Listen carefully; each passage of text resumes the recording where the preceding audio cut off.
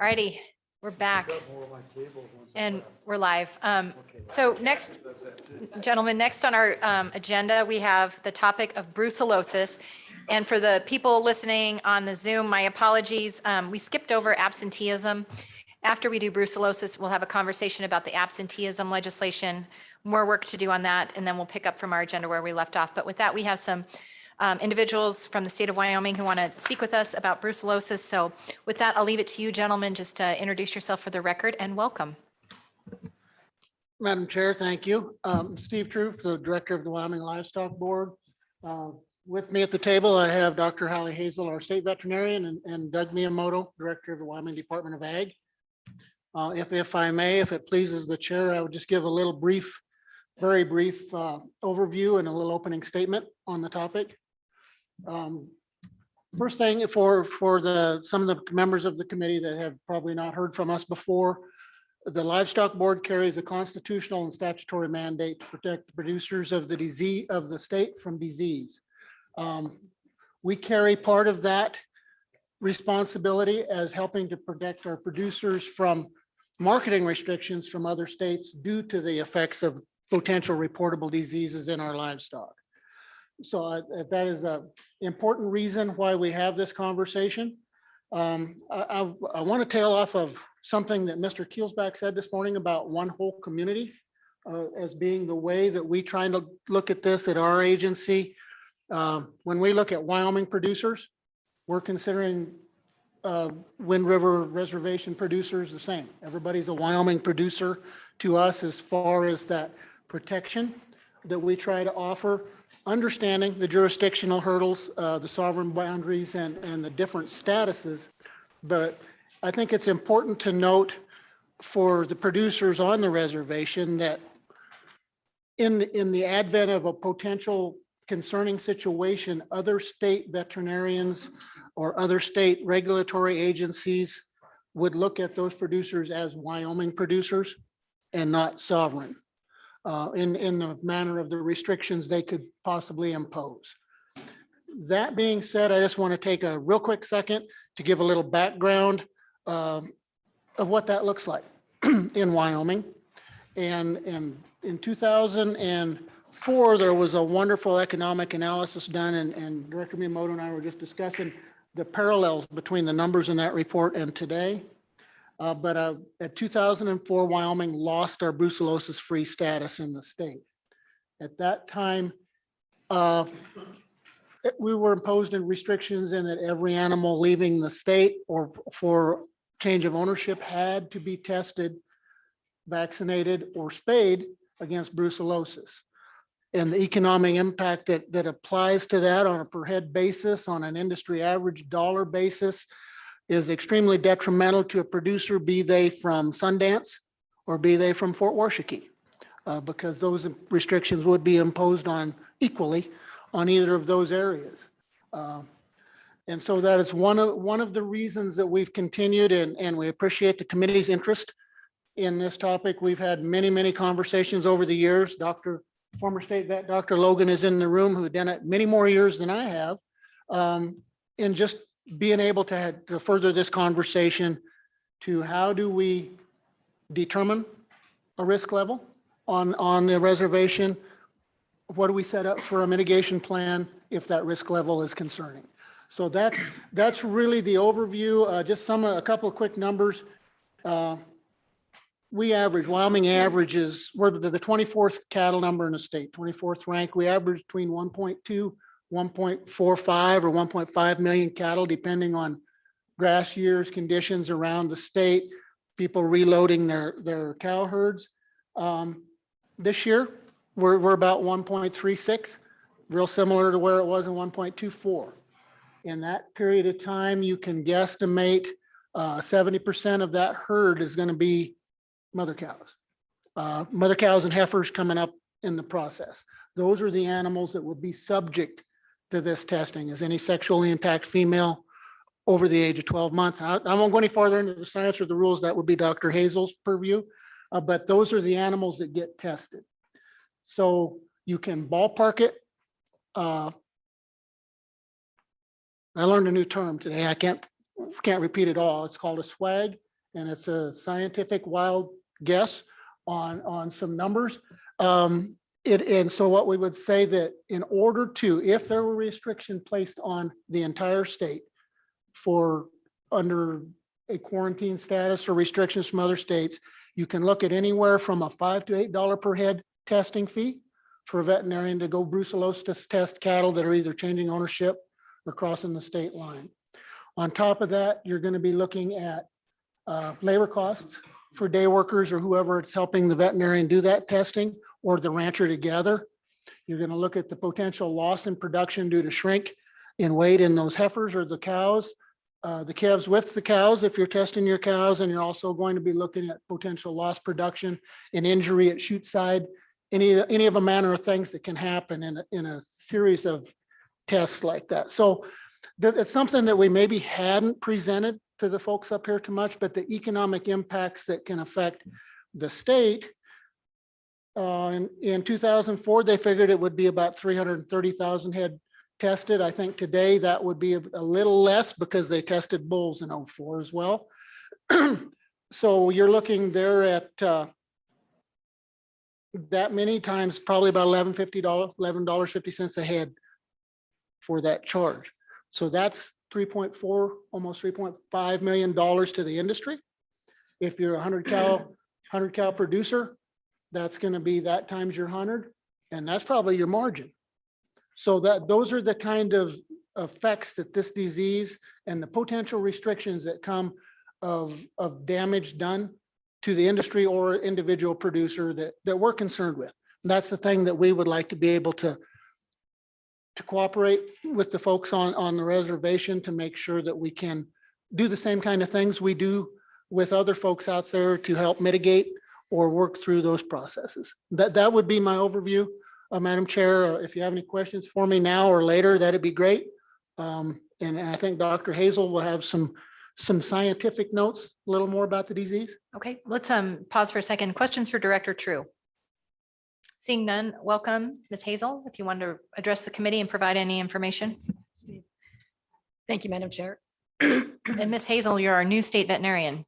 Welcome. Thank you very much, Madam Chair. Just a few quick notes on the science basis, a little bit behind our reasoning. Also keeping in mind that this is based on what Director True had stated, the fact that when we talk about disease in the United States, we have disease as a status of Wyoming, the whole state of Wyoming, and then with respect to the United States itself. So when we're talking about disease in Wyoming, we're also talking about the ability of the United States to export per se, because it all works in together. That being said, some of the main things that we are concerned about in Wyoming are brucellosis, tuberculosis, trichomoniasis. Those are the three big diseases that we focus on as a rule, because they are also federally regulated diseases, at least brucellosis and tuberculosis. And in order to maintain Wyoming's health status, we have a list of reportable diseases. Through that, we have various diseases in our state that are reportable to the state veterinarian's office that helps us monitor what's going on throughout our state. And those diseases are part of that reportable disease list.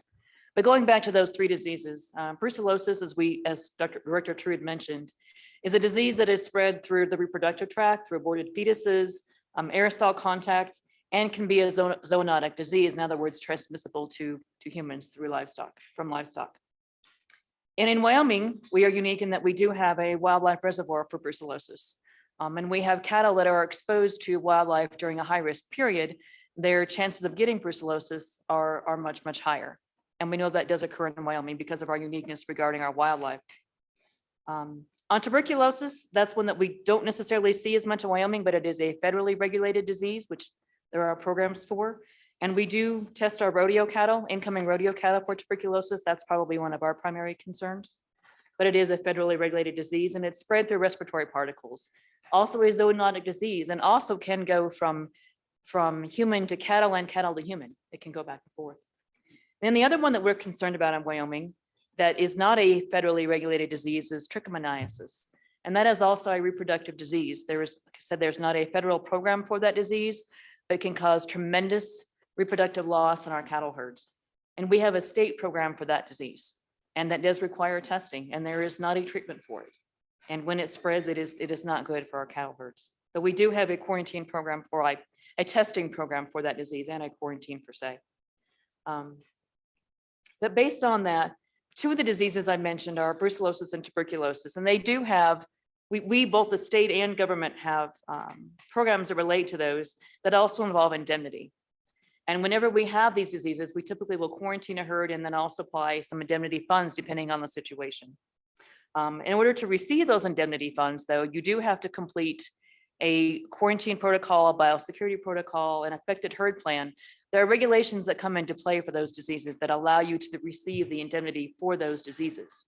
And you must follow those regulations to receive the indemnity, whether it's federal or state. And it's very similar also to some of their federal grazing allotments. If you'll notice on the grazing allotments, they do have a statement in the grazing regulations that state that animals on federal grazing allotments must abide by all quarantines, laws, and rules that are promulgated by the United States. And so we work with those rules as well. And I think that's all I have to update you on at the moment, if you have any questions.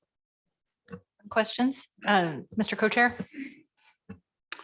So Dr. Hazel or Director True or Director Miyamoto, any of you that would want to answer this. So I kind of want to put this in perspective of why it's here before us and make sure that I'm on the right track. Is that doesn't matter from where in the state this contaminated animal comes from. It would impact the economy of agriculture throughout the rest of the state. Is that fair?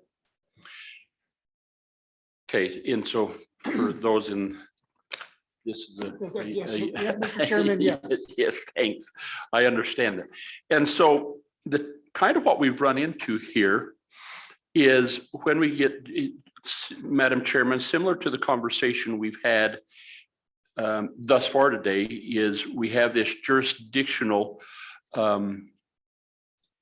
component that lies within the reservation, because we've got producers on the reservation that Dr. Hassel, as the state veterinarian, really doesn't have authority over.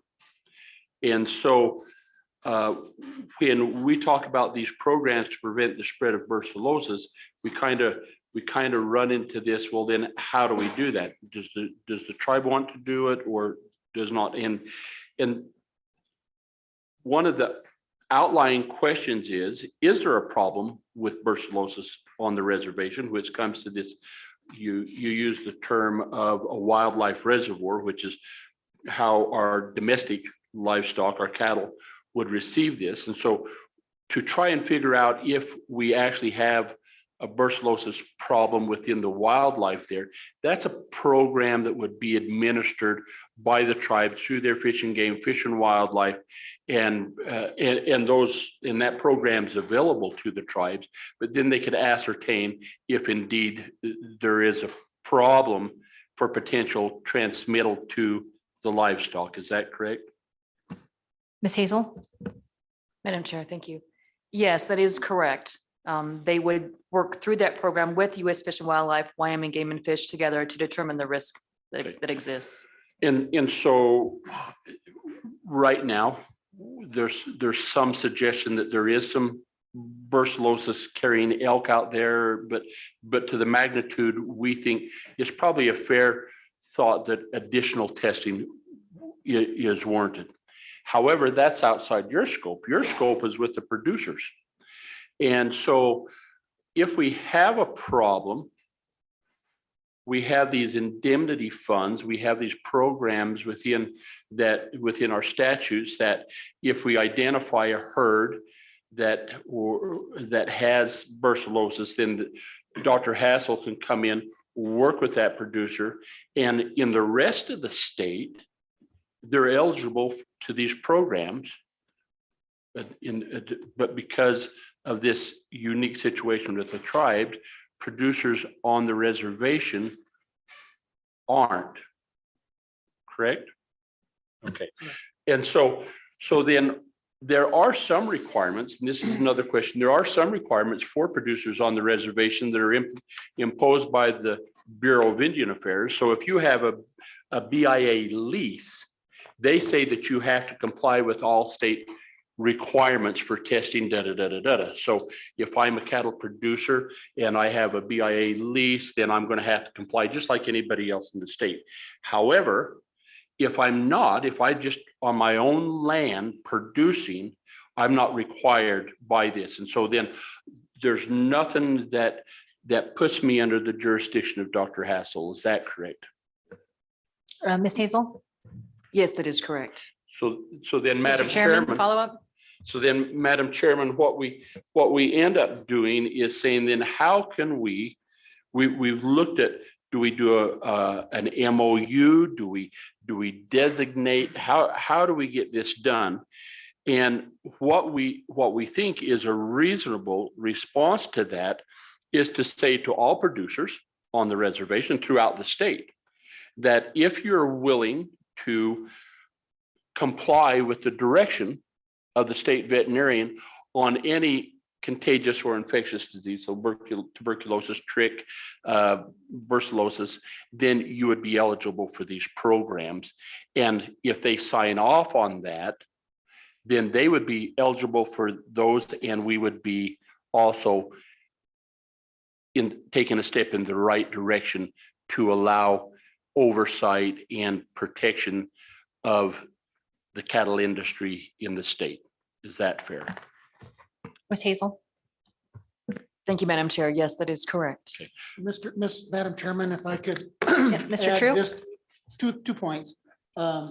First, we include trichomoniasis because the reservation geography places them exposed to brucellosis from the mountain ranges surrounding and out the valley floor here. Then you start to fall into where areas where trichomoniasis has been prevalent in the past. So we include that, and that's a disease that can be pretty devastating to herd, can cause 40–50% abortions in your cattle. So that can wreck producers in a hurry. Another note I want to make real quick on these reimbursements. They're in one fund. They're in one indemnity fund. There was a one-time appropriation in 2011. Interest reverts. The money stays there every year. But that money, if you are accessible to that money, you've got a problem. You're under quarantine. Either we are indemnifying you for animals we had to necropsy to get the final culture to say that you have tuberculosis, scrapie, or brucellosis. And in order to get the reimbursement for mitigation of quarantine expense, then you have to comply with the affected herd management plan that Dr. Hazel and the USDA need to build with that owner as to how that quarantine is going to be managed. So it's important for producers to know that if that money becomes available to you, you got a problem. You know, and so I want to make sure that that's known, that these are not funding streams or just programs. These are mitigation attempts to offset damages to a person due to them being affected by that disease. Follow up? So, and thank you, Director True, but I guess in essence, what we're saying then is once we identify that, but if that currently these programs, Are not any available. reimbursement program, it doesn't matter how much money is in there, but the program's not available. And so we're trying to make that available to all producers. And in the flip side of that is that they'll participate in the program under the direction of our state veterinarian. Correct? Correct, Mr. Chairman. True. I just like to make that known about that. All righty, please continue. And if you're done with your presentation, we have the Department of Ag and Director Miyamoto with us today. Welcome. Please introduce yourself and offer any remarks you'd like to share. Thank you, Madam Chair. Good afternoon, committee. My name is Doug Miyamoto. I'm with the Department of Agriculture and was asked to come here today to testify, just give you a little bit of larger context, a little bit of scope about impacts of brucellosis or other wildlife livestock diseases and kind of how it folds in. Steve started with some of that information. You know, from my standpoint, any opportunity to help manage brucellosis or any of these other diseases, regardless of boundaries, brucellosis certainly doesn't care about the boundary out there. And neither do our other partner states or countries that import cattle from Wyoming. And so I think that point was adequately made that we have a problem that we need to manage together with our neighbors on the on the reservation as well. To give you an idea, it's pretty important for Wyoming agriculture. This industry is a little over $1 billion annually in total ag receipts. That's about the marker that we use. A little bit over $1 billion, 800 million of that, between 75 and 80% of the total ag receipts come from the cattle industry. So it's by far and away the largest sector of agriculture is what could be impacted by brucellosis and diseases like it. All our interstate and international trade agreements are obviously impacted by diseases like this. So anything we can do is time well spent, I think. We have to maintain our brucellosis free status. The last time that we didn't enjoy that and we were not brucellosis free was in response to this 2004 event. And we had several states that didn't just place restrictions, you just couldn't send cattle there. And those were California, South Dakota, Nebraska, and Colorado, I believe, which all of those, a significant portion of our cattle end up in. So it can be quite devastating to the industry. So if we have cattle that test positive for any of these diseases outside the reservation, the producers in the reservation are going to feel that pain, and vice versa. Either way, doesn't really matter for us.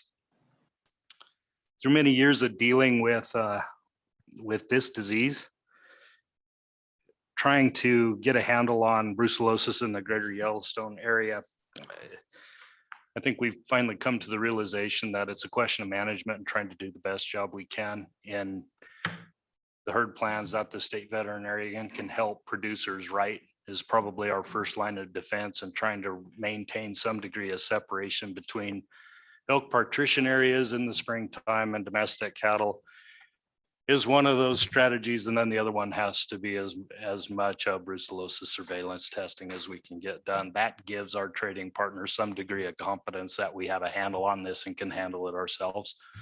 And so, you know, if anybody has any questions for me, I'd be happy to try to answer those. But that I was just trying to give a little bit of scale about the role in these diseases in the larger context of agriculture in the state.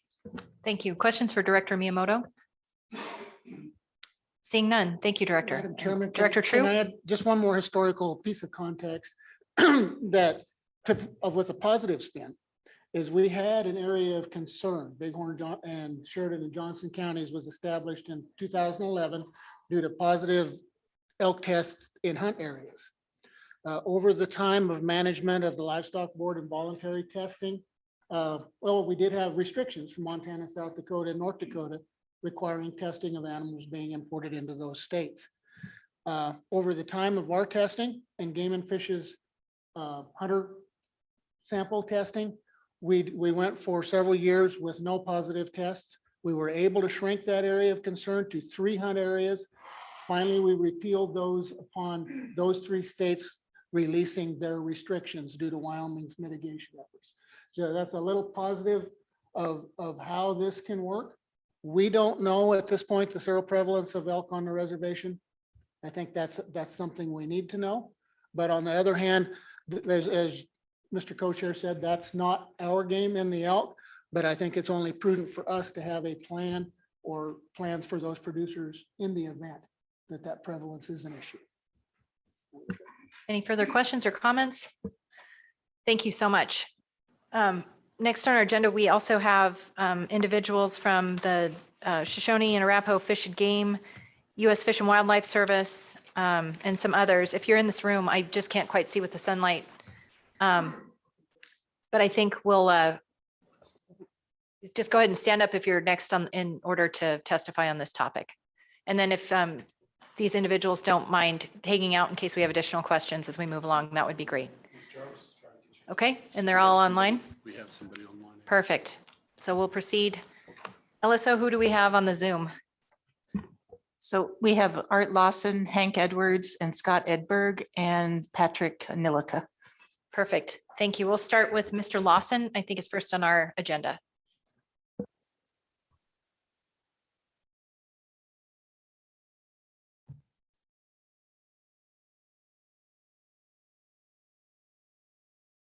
Can you hear me? We can hear you. And if you want to turn on your camera so we can see you, that's great too. if your connectivity is a little weak, then sometimes keeping the camera off is helpful. Yeah, I'll just leave the camera off. Hello, everybody. I'm Arthur Lawson. I'm the director of Treble Fish and Game, and I'm also the acting livestock officer on the Wind River Reservation. I guess a lot of this brucellosis testing that we're receiving back from tribal members who are cattle producers are worried about the benefits and what happens if their cattle does test positive. A lot of them are really against it. I think, more meetings and public meetings with our cattle producers would help out quite a bit. A few of them ask, how many cattle producers within the boundaries of the reservation and outside the reservation boundaries, how many more cattle producers are there than tribal producers on the reservation? And, on the reservation, we're only down to 50, 60 total producers. So a lot of the feedback that we're getting is, questions of the funding and will they be taken care of the same way the state producers are being taken care of? And, working with Pat Nilica, U.S. Fish and Wildlife, getting our test results of brucellosis in elk, he'll have a better number for you of what we're looking at. Okay, thank you, Mr. Lawson. Questions for Mr. Lawson? Alrighty, we'll move on. We also have Pat Henlica. I apologize if I mispronounced that. Niklica. Feel free to turn on your camera and correct our names. Yes, I'm sorry, sir. Yes, no, that's okay, Madam Chair Ellis. I'm Pat Nelica. Can you hear me okay? Yes, Mr. Nilica. Can you hear me okay? We can hear you. Okay, thank you. I'd like to share my screen, if I may. I have maybe a 6 or 7 minute presentation to share with the committee regarding brucellosis testing that's been occurring on the reservation. And I really appreciate the opportunity to be here today, Madam Chair and Co-Chair Larson. If you wouldn't mind just waiting patiently here, I'll try to share my screen.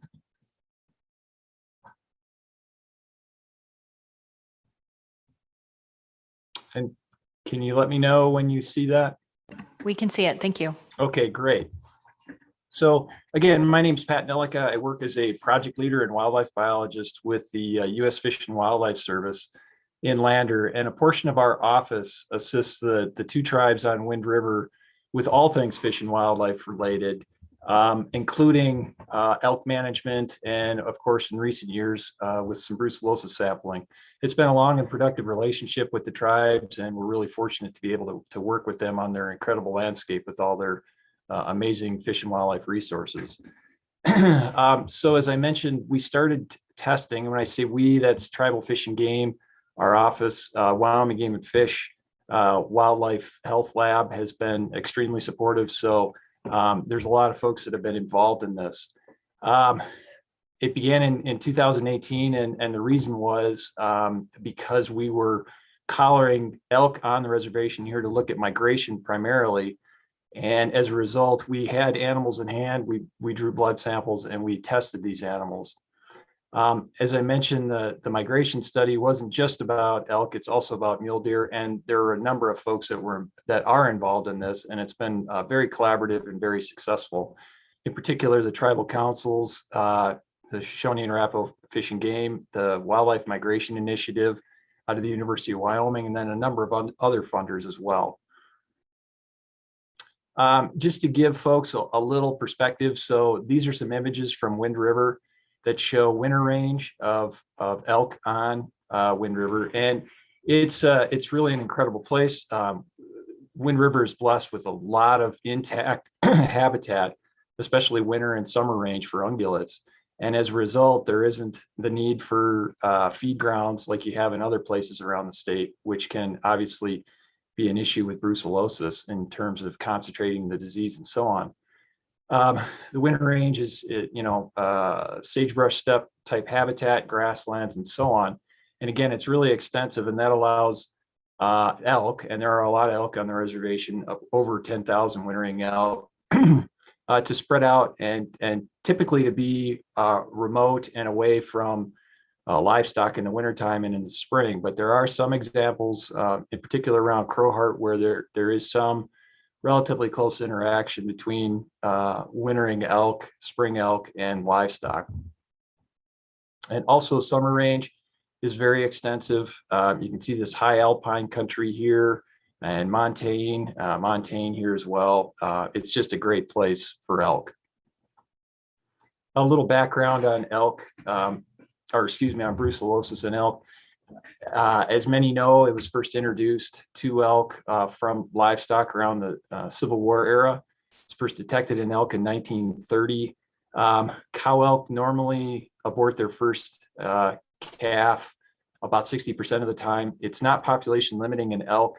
And just as a reference, seroprevalence, which means animals have tested positive for exposure to the Brucella pathogen, and they have antibodies. That happens about a third of the time on feed grounds. And again, and this information is from Wyoming Game and Fish, a local biologist here in Lander.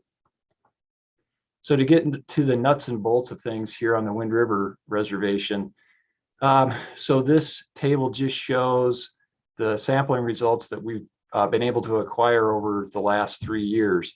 And again, the total number tested is not very large. It's 88, but it does give us some place to start to give us some idea of seroprevalence. And again, when seroprevalence, I forgot to mention, but you all may know, it doesn't necessarily mean the animal has an active infection. It just means that it's been exposed because it has antibodies. It could be infective, it may not be infective. But overall, through these 88 samples, the positive rate for brucellosis in cow elk has been less than 6%. And you can see the majority came from the captures related to our migration study. And then about 16 have come from hunter samples, which I think the committee's probably familiar with, but in case not, hunters are given these sample kits. And we got sample kits, Tribal Fish and Game distributed them. Those came from Wyoming Game and Fish Wildlife Health Lab. And again, they've been super cooperative and we really appreciate it. And you can see the breakdown here. So we obviously don't get a lot of samples from the hunter portion. And that's because there's just a very low rate of return. Typically, there's about 500 elk harvested on the reservation by tribal hunters in a typical year. In 2019, about 150 kits were given out to tribal hunters, 350 last year. And this year we're looking at trying to distribute about 500. And the Tribal Fish and Game has been doing a great job handing that out to tribal hunters as they come in to pick up their licenses. We did have 2 positives in this past year in 2020 from the hunter sample kits, one in the Bull Lake area and the other was just Owl Creek Mountains, which is a large area in the northern part of the reservation, but it wasn't identified any closer than that. And if there's any questions, Madam Chair, please feel free to interrupt me as I go through this. Will do. Please proceed. So this is just an image that shows all the collared elk. Each green dot represents a different collared elk and where it was collared on the reservation over between 2018 and 2020. And then the lines are all the movements from, say, these elk right here are all these blue lines and so on. And you can see the elk are kind of in 4 distinct groups on the reservation in terms of their movements, and there's not a lot of overlap. The other point I wanted to make is that elk primarily stay on the reservation. There was one elk that went quite a ways away, but generally speaking, they stay relatively close to the reservation year round. So looking at some specifics, we in 2019, that was the first year that brucellosis was detected in elk. And again, those came from the migration study captures. And these stars right here represent where those 3 elk were located. One down by Lander, one near Bull Lake, and then one up the East Fork of the Wind River. And also on this image, you can see some of the surrounding herds seroprevalence rate and 30% in the Pinedale herd, typically because, and I defer to Game and Fish to correct me if I'm wrong. I got this information from them, but it may be a little dated. But you have feed grounds on this side, so that compounds that issue. Wiggins Fork elk herd up by Dubois is about 8%. Gooseberry to the north is about 23%, compared to currently about 6% on the reservation. And specifically, just to drill down just real quickly, looking at those 3 individual elk and where they went and what happened to them. This is the one down around the Lander area.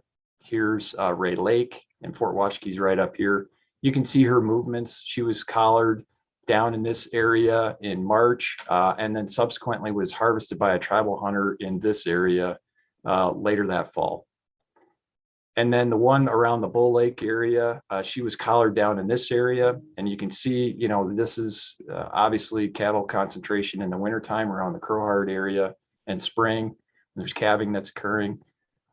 She died from an undetermined disease up here on Crow Mountain. And we had a really unusual event last year where we had 4 different collared elk that died from some unknown disease. We don't suspect it was brucellosis, because some of them didn't test positive for it, but they had some sort of paralysis, maybe a plant toxicity.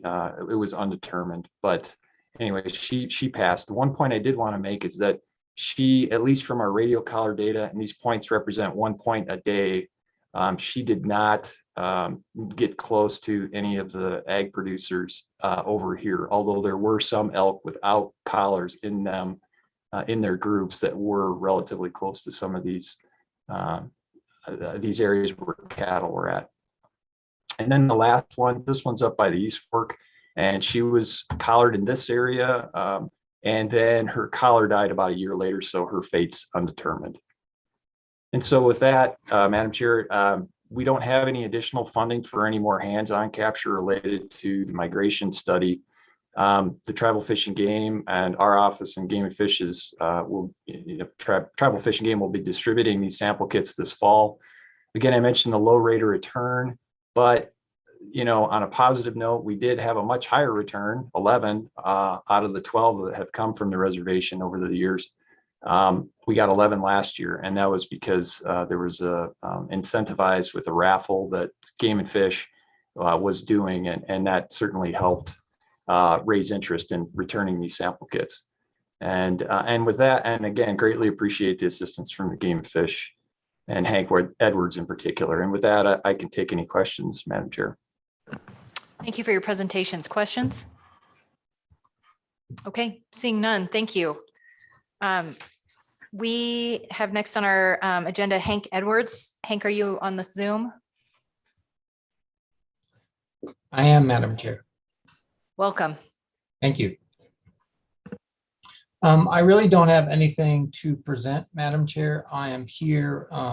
Obviously, I work for the Wyoming Game and Fish Department, run the Wildlife Health Laboratory, and we do a lot of brucellosis surveillance in all of our hunter-killed elk across the state. So I'm really here just to answer any questions that any of you may have on our program and what we do. Okay, questions for Mr. Edwards? Seeing none, please stay close by in case something comes up. Thank you so much. Thank you. Okay, with that, yes, I believe there's also Scott Edberg on the, okay. Mr. Ed, I don't have him on my list. Maybe I'm looking in old he's agenda. in the same line as Hank Edwards, but Oh, okay. Oh, there it 'cause is. they're Yes. both with Wyoming Game and Fish. Yes, Mr. Edberg, do you have anything you'd like to add? Madam If Chair, so, turn- I do not at this time up, but I will stick around until this topic is over. Thank you. We appreciate it. Questions for Mr. Edberg? Okay, seeing none. Thank you. With that committee, we, in our packet and was in your public meeting materials, we do have a draft bill. And I know my co-chair has worked a lot on this particular concept. And so I might just hand it off to him to explain some of the conversations and what you have before you. Mr. Co-chair. Thank you, Madam Chairman, members of the committee. So as I discussed a little bit with Director Hadsel and the two Dr. Hadsel and the two directors, is that as we contemplated how we could best mitigate and work with identifying brucellosis. We thought one of the best avenues would be to incentivize them by making sure that all producers on the reservation also were eligible for any of the programs that other producers in the state were eligible for.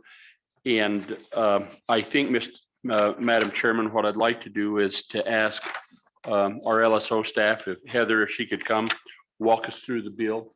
And I would point out this discussion, much like the discussion we've had here today, really revolved around brucellosis. But as you heard Dr. Hazel talk, there's tuberculosis and trichomoniasis and other infectious and contagious disease.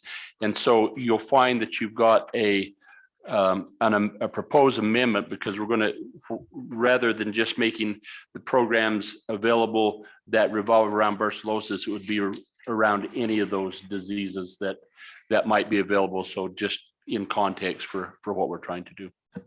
Thank you, Ms. Jarvis. Thank you, Madam Chair.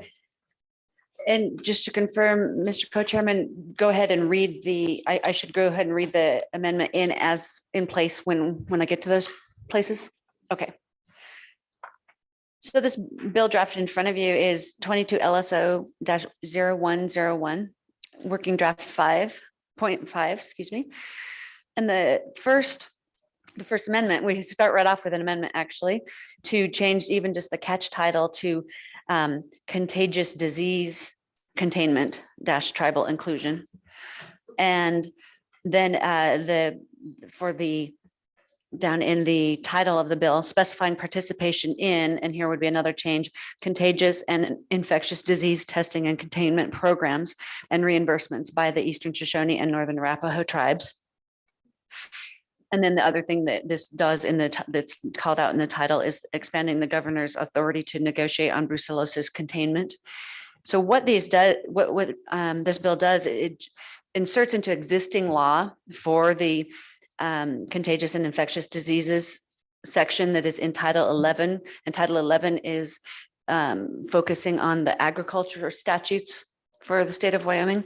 So in Title 11 are this contagious and infectious diseases, and this inserts references to make it clear that tribal producers or producers on the Wind River Reservation, to be specific with some of the terminology, may participate in programs as long as they, agree to participate in the program. And essentially, the text of it is starting on page 2, that this lists the duties of the state veterinarian. There's a long list in that particular section of the law, and this adds a new subsection that indicates the state veterinarian may provide contagious and infectious disease testing, containment, and reimbursement services under this chapter.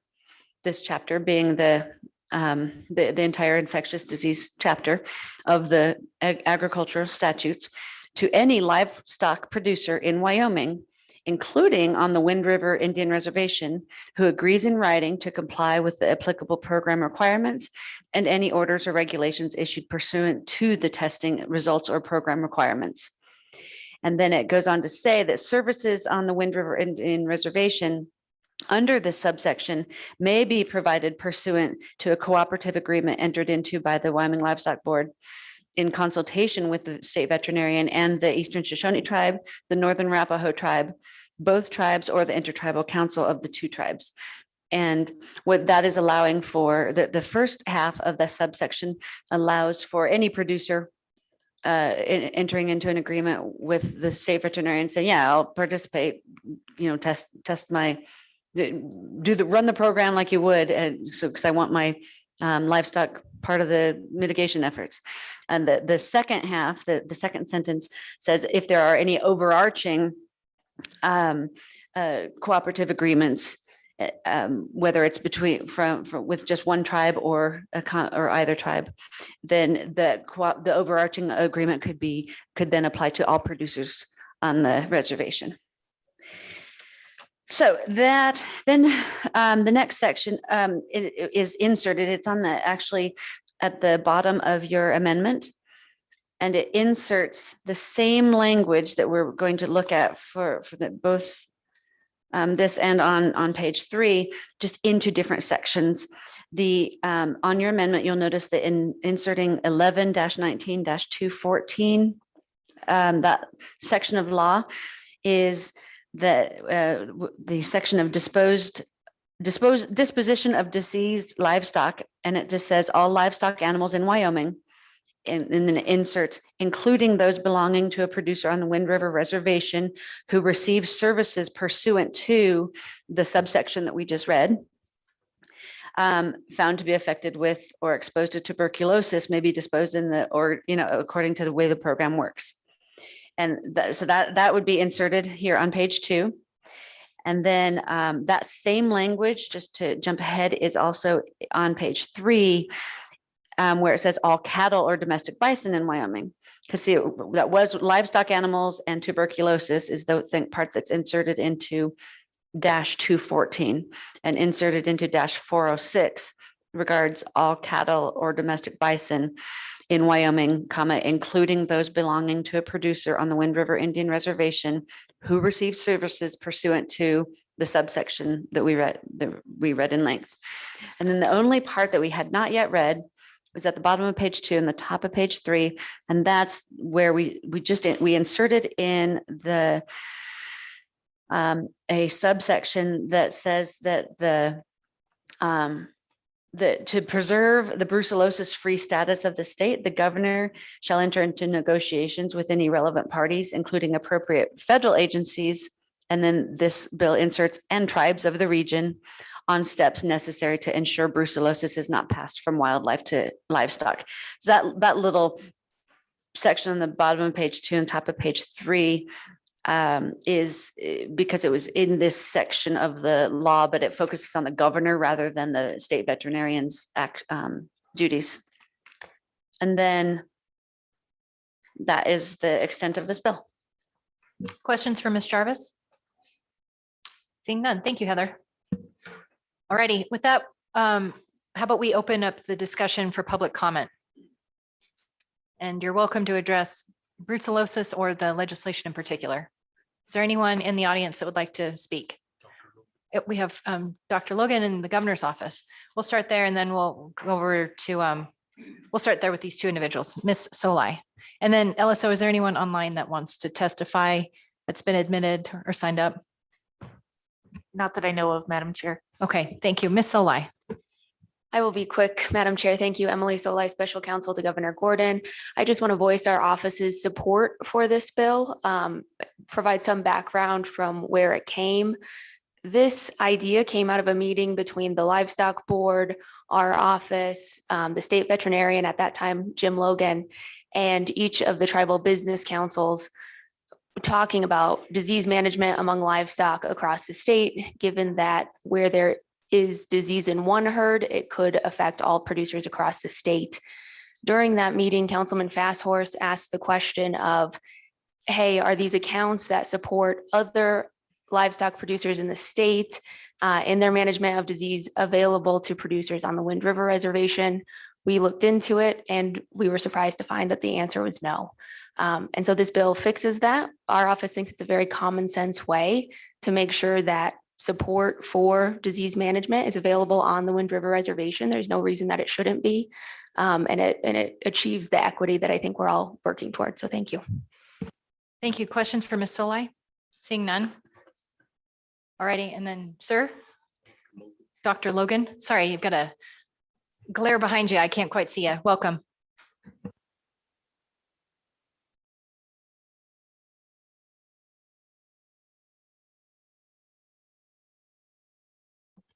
Thank you, Madam Chair. I appreciate the opportunity to comment. I am Jim Logan, formerly the state veterinarian, now retired.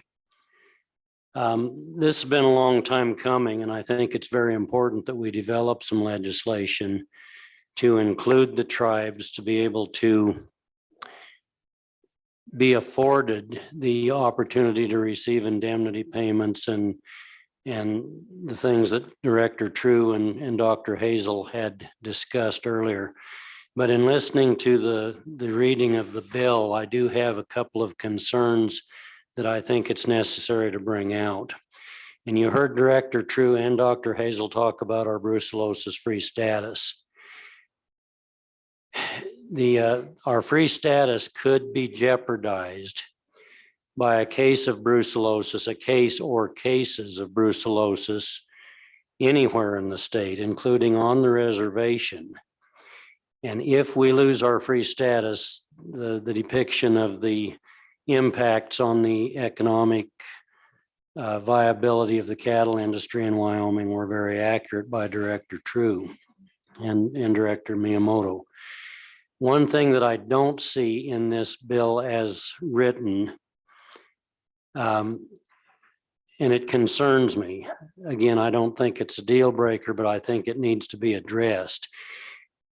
For instance, as this reads now, it says, and I'm looking at 11-19-101, Section D, the state veterinarian may provide brucellosis testing, et cetera, including on the Wind River Indian Reservation for any producer who agrees in writing to comply with the applicable program requirements and any orders or regulations issued pursuant to the testing results or program requirements. That by itself may be fine. My concern is, what if you have producers on the reservation or any place else in the state as far as that goes? However, if it's any place else in the state veterinarian can deal with that by statute. But if we have a non-compliant producer on the reservation who says, well, I'm not going to comply with this order, or I'm not going to allow my herd to be tested, that in itself puts our class-free status in great jeopardy.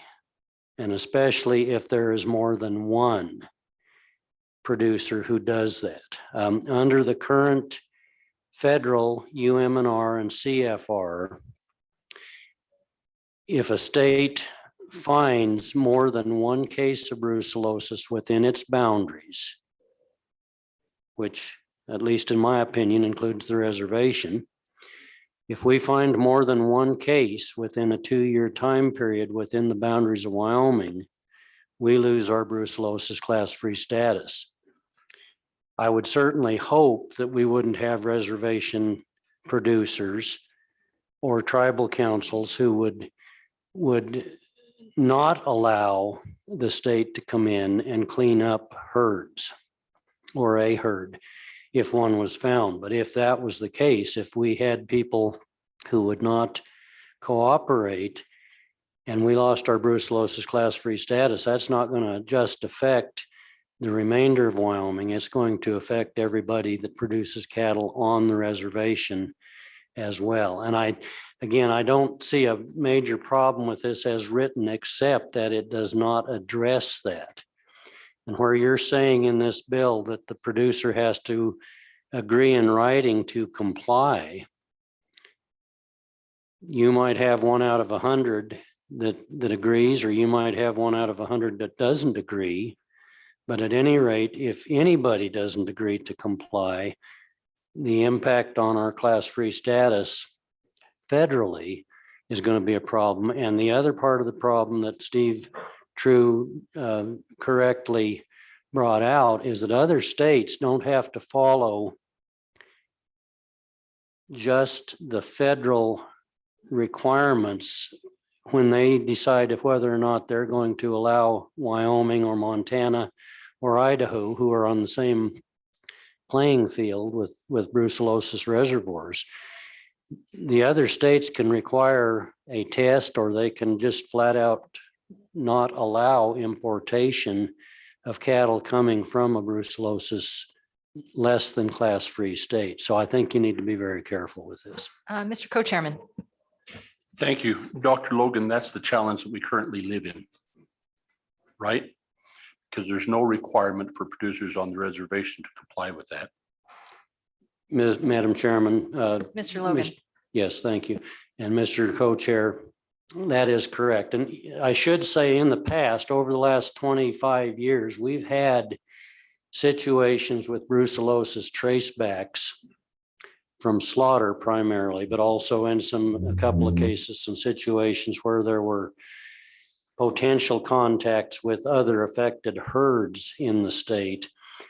And those traces came back to the reservation, and we were very successful in working with tribal producers to deal with those. We were allowed to go in and test those herds, and we did not find the disease in their herds, but we were certainly allowed to go in and test. Mr. Co-Chairman. Thank you, Dr. Logan, but to your point, they weren't required to cooperate with you, and that's currently what we live in. And so our approach with this bill is first steps. You know, would we like to have it be an overall requirement of all producers on the reservation to do that? That would be ideal. But what the question really comes down to is we have the conversation between the tribal game and fish, or fish and game, is, are we sure what extent we have wildlife that are carrying? That's a little bit unsure. And so, and that's separate. We can't legislate that. That's within the tribe's purview to make that work.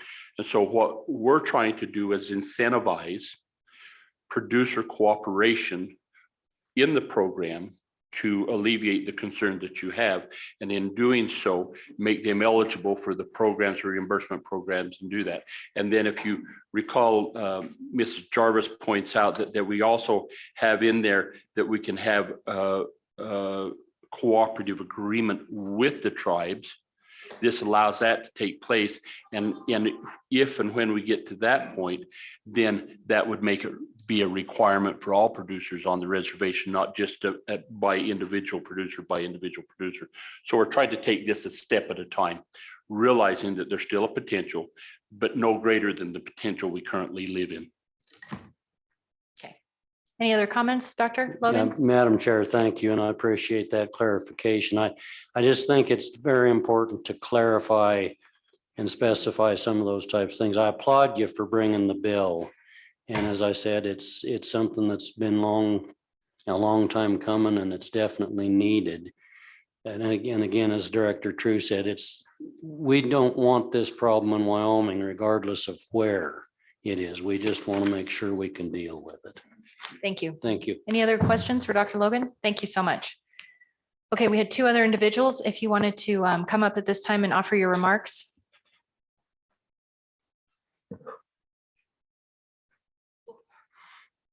Madam Chairwoman and committee. My name is Crystal Seabearing, the Deputy Director for the Northern Apotipo. My concern with brucellosis, when we did bring in our herd from Montana, they were tested and they were brucellosis free. They were vaccinated when they did come onto the reservation. And I'm pretty sure that's how the Shoshone herd was too. And in terms of a cultural standpoint, they're very sacred to our tribe, as you know. Even the state of Wyoming, the flag is a bison, you know, and so it's important that it's a priority that we have within our office to bison restoration. And we're trying to, they're indigenous to this land, so we're trying to not domesticate them. And we're not trying to do testing or anything like that. They did come in brucellosis free. And, you know, we don't treat them like livestock. We don't treat them like cattle.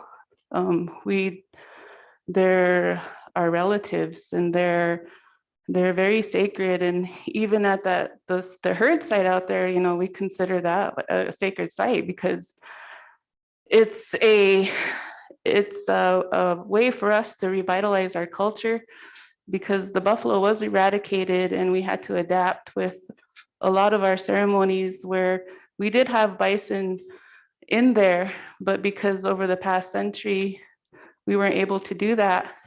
And so a lot of things got replaced within our ceremonies. But now that we do have this bison and we're growing it, we have the opportunity to bring those back into our ceremonies.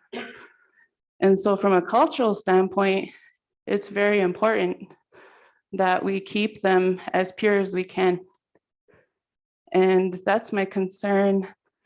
And I know Art Lawson mentioned, you know, there's tribal producers, and then the ones who lease on a reservation may not be tribal.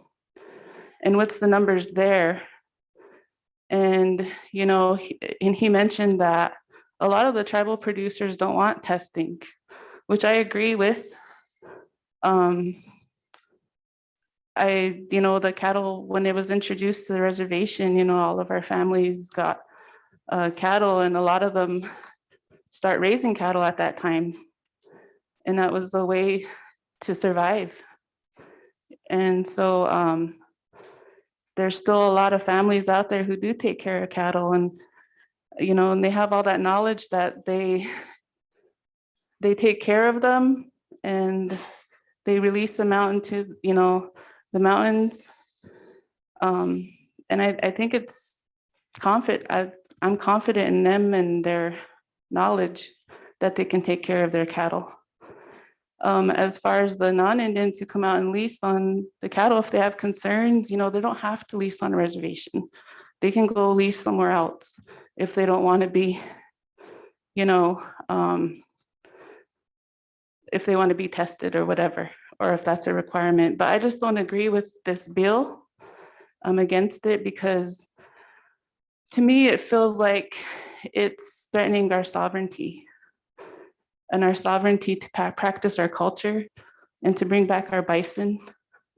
And honestly, like, from my opinion, I would rather see more bison on our reservation than cattle, because that's our livelihood and that's who we are. Thank you. Questions for Ms. Seabearing? I have one. I just wanted to just offer, you know, this is a completely voluntary for those producers that want to do it. And, you know, we discussed this at length, and I just want to make that point 100% clear. This is voluntary. And if there's a producer on the reservation that doesn't want to test through this program, there's no requirement that they do that. So I just wanted to make that clear. Mr. Co-Chairman? And likewise, Ms. Seabearing, there's a lot of discussion, particularly on the bison herd. In the question that you brought up is a valid one, and one that there's a little bit of unknown about, and that is there a prevalence of brucellosis in our wildlife that we should be concerned about? We don't know that. Is it worth checking to find out? We think so, but in respect to the sovereignty of the tribes, that's a decision that you, with your fishing game, get to make. But the impact of the transmission of brucellosis from wildlife into a non-domesticated bison herd or a domesticated cattle herd can be pretty devastated. And I think at your point that cattle were brought here to help your people survive, it still does that.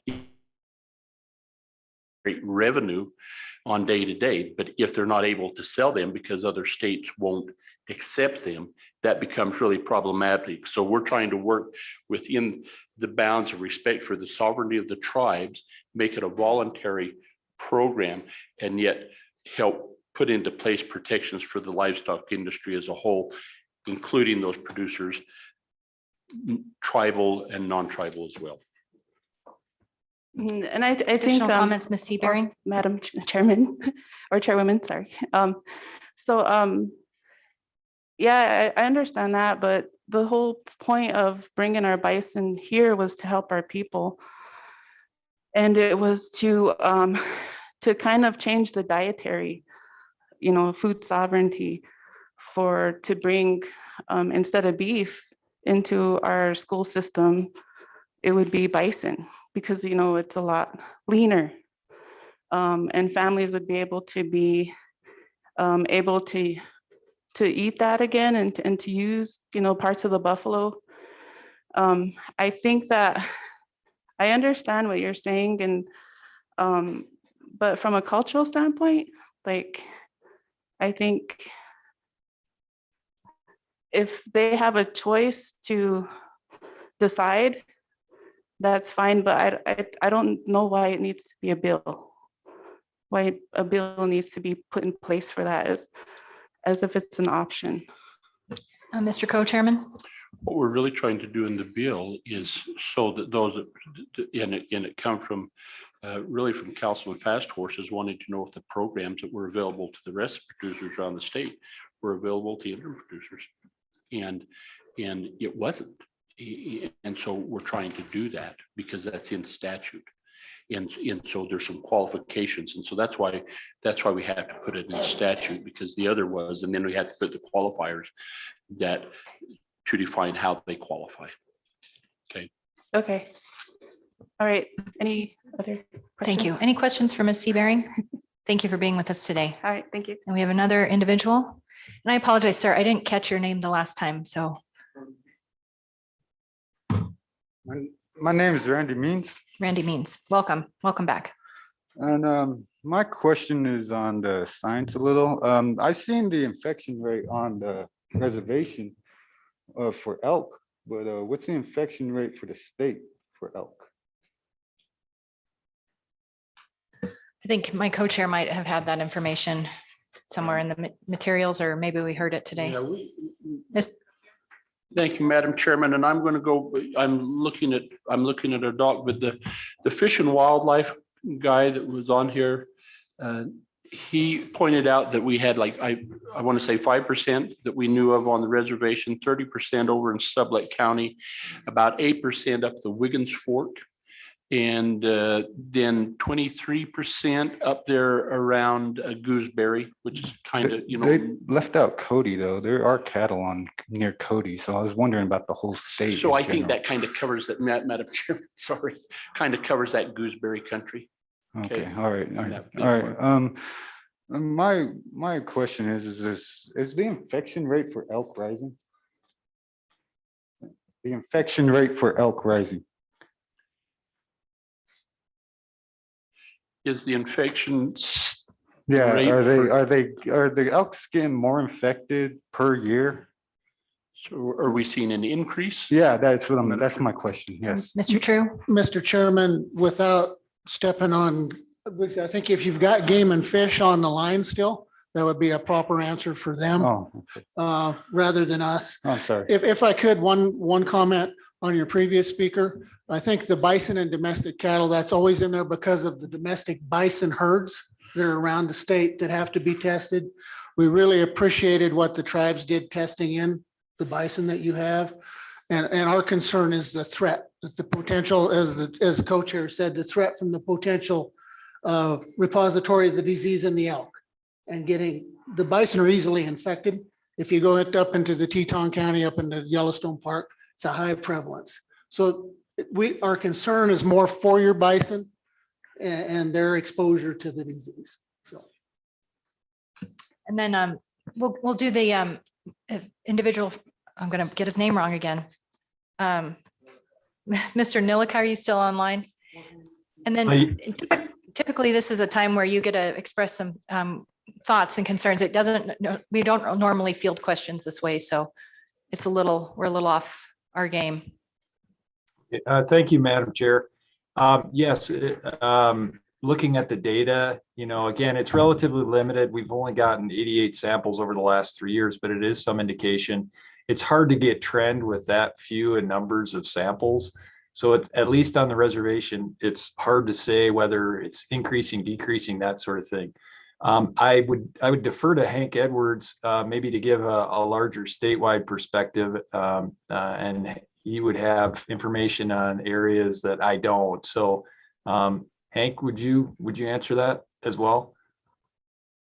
Mr. Edwards, are you still on? I am, Madam Chair. I can address that, at least to some degree. Brucellosis only occurs in the northwest corner of Wyoming. And to address the gentleman's question on if brucellosis is increasing in elk, the answer is generally no. We do see that prevalence increases and decreases in different herd units over time. But generally around the feed grounds, it's around 30%. Around Cody, as you mentioned, that prevalence can approach 30%. Those elk are not on feed grounds. but that prevalence still can escalate quite high up there. So, but generally, we see the most of our brucellosis in the northwestern part of the state.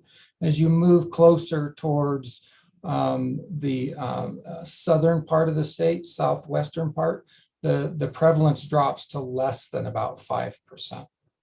Did that answer your questions? Yeah, thank you. That kind of gave me a clearer idea of what's going on. Do you have any further comments, Mr. Yeah, Means? I got a comment. The bill, it seems more voluntary, but as Mr. Larson put it, and as the gentleman in the back, it seems like a stepping stone to be more of a requirement rather than a voluntary step in the future. So if they're going to word it like that, it might be some hesitation from tribal members to even get on board with this bill if they're in the future plan on making it mandatory. Thank you. You know, Mr. Means, I think the way it's structured is any of those decisions would have to come through your tribal leadership. And if they're going down a path that the citizens of your community don't like, then, you know, I'm sure they'll hear about that too. So I don't see it necessarily that way as a solid step that the state can unilaterally do. I think it's working with the tribes. And if they But- don't want and- to go down that path, then, you know, the status quo remains and it's still an involuntary program. But in all honesty, brucellosis is more prevalent in bison. So I think because there's not much of a program to check bison, more for cattle, but not for bison, I imagine. But so I was just wondering if the bison do get it, is that going to cause some friction between the ranchers? You know, Mr. Means, we're not usually in a answering questions kind of mode. I don't know that I'm capable of answering. Anyone on the committee want to take a stab?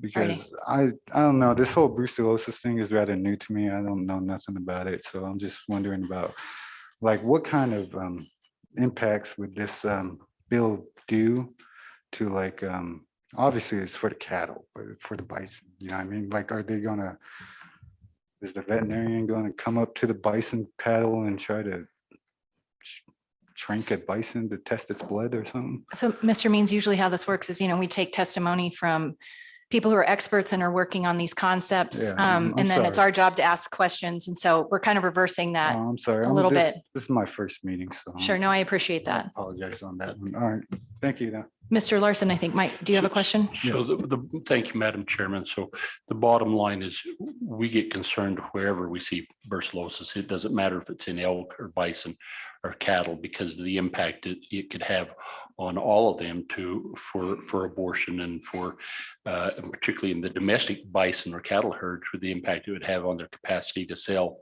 and compete competitively in the market. So you can test brucellosis in bison just like you do in cattle.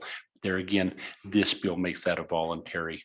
Yeah, okay. I was just wondering because the cattle is an economic strategic standpoint for Wyoming, but the bison is a cultural resource to us Native Americans. So we just don't want to have some problems with this bill and the bison. You know what I mean? That was my only comment, I guess. Thank you. Thank you, Mr. Means. And I think we're sensitive to that too. We want to make sure we're protecting your herd from these horrible diseases. All right, public comment is closed. Committee, we have a draft bill with proposed amendments that has been in your meeting packet. Is there a motion? Move the bill. There's a motion to move the bill. I don't think we need a second. Oh, yeah, we do. The seconds provided. And then could you clarify your motion a little bit? We had a proposed amendment So I would move the bill as amended as amended. with one caveat. Yes, And that is on the amendment on page where it says page 1, line 2, or page 1, line 1, in the catch title, delete brucellosis, insert contagious. Then we forgot to add the word and infectious. Madam Chairwoman, Mr. Chairman. We didn't forget, there's just a character limit. So with the committee's permission, I certainly would love to add and infectious if it fits in the character limit. okay. I was unaware of that. I thought we had longer bill titles. We'll look into that, but that's a technical amendment. So there's a motion on the floor. Is there a discussion from committee members? Representative Blackburn? Question. Question being called. All those in favor on introducing this bill? Oh, that roll call vote. That's right. Rusty. There's a motion. We're going to take a roll call vote.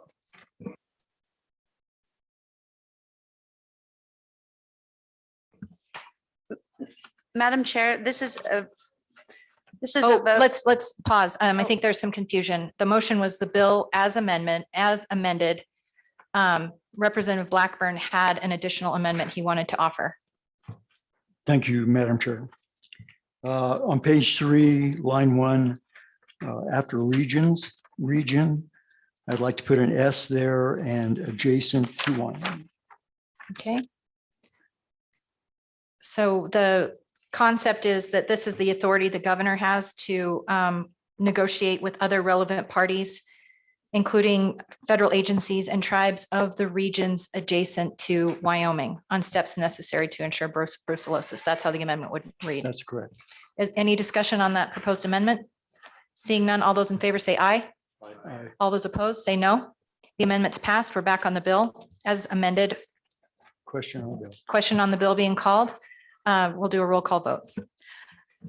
Madam Chair, this is a roll call vote on Bill number 22 LSO-0101 version 0.5 as amended. Senator Case? Senator Salazar? Aye. Representative Blackburn? Representative Clifford? Excuse. Co-Chairman Larson? Aye. Co-Chairman Ellis? Aye.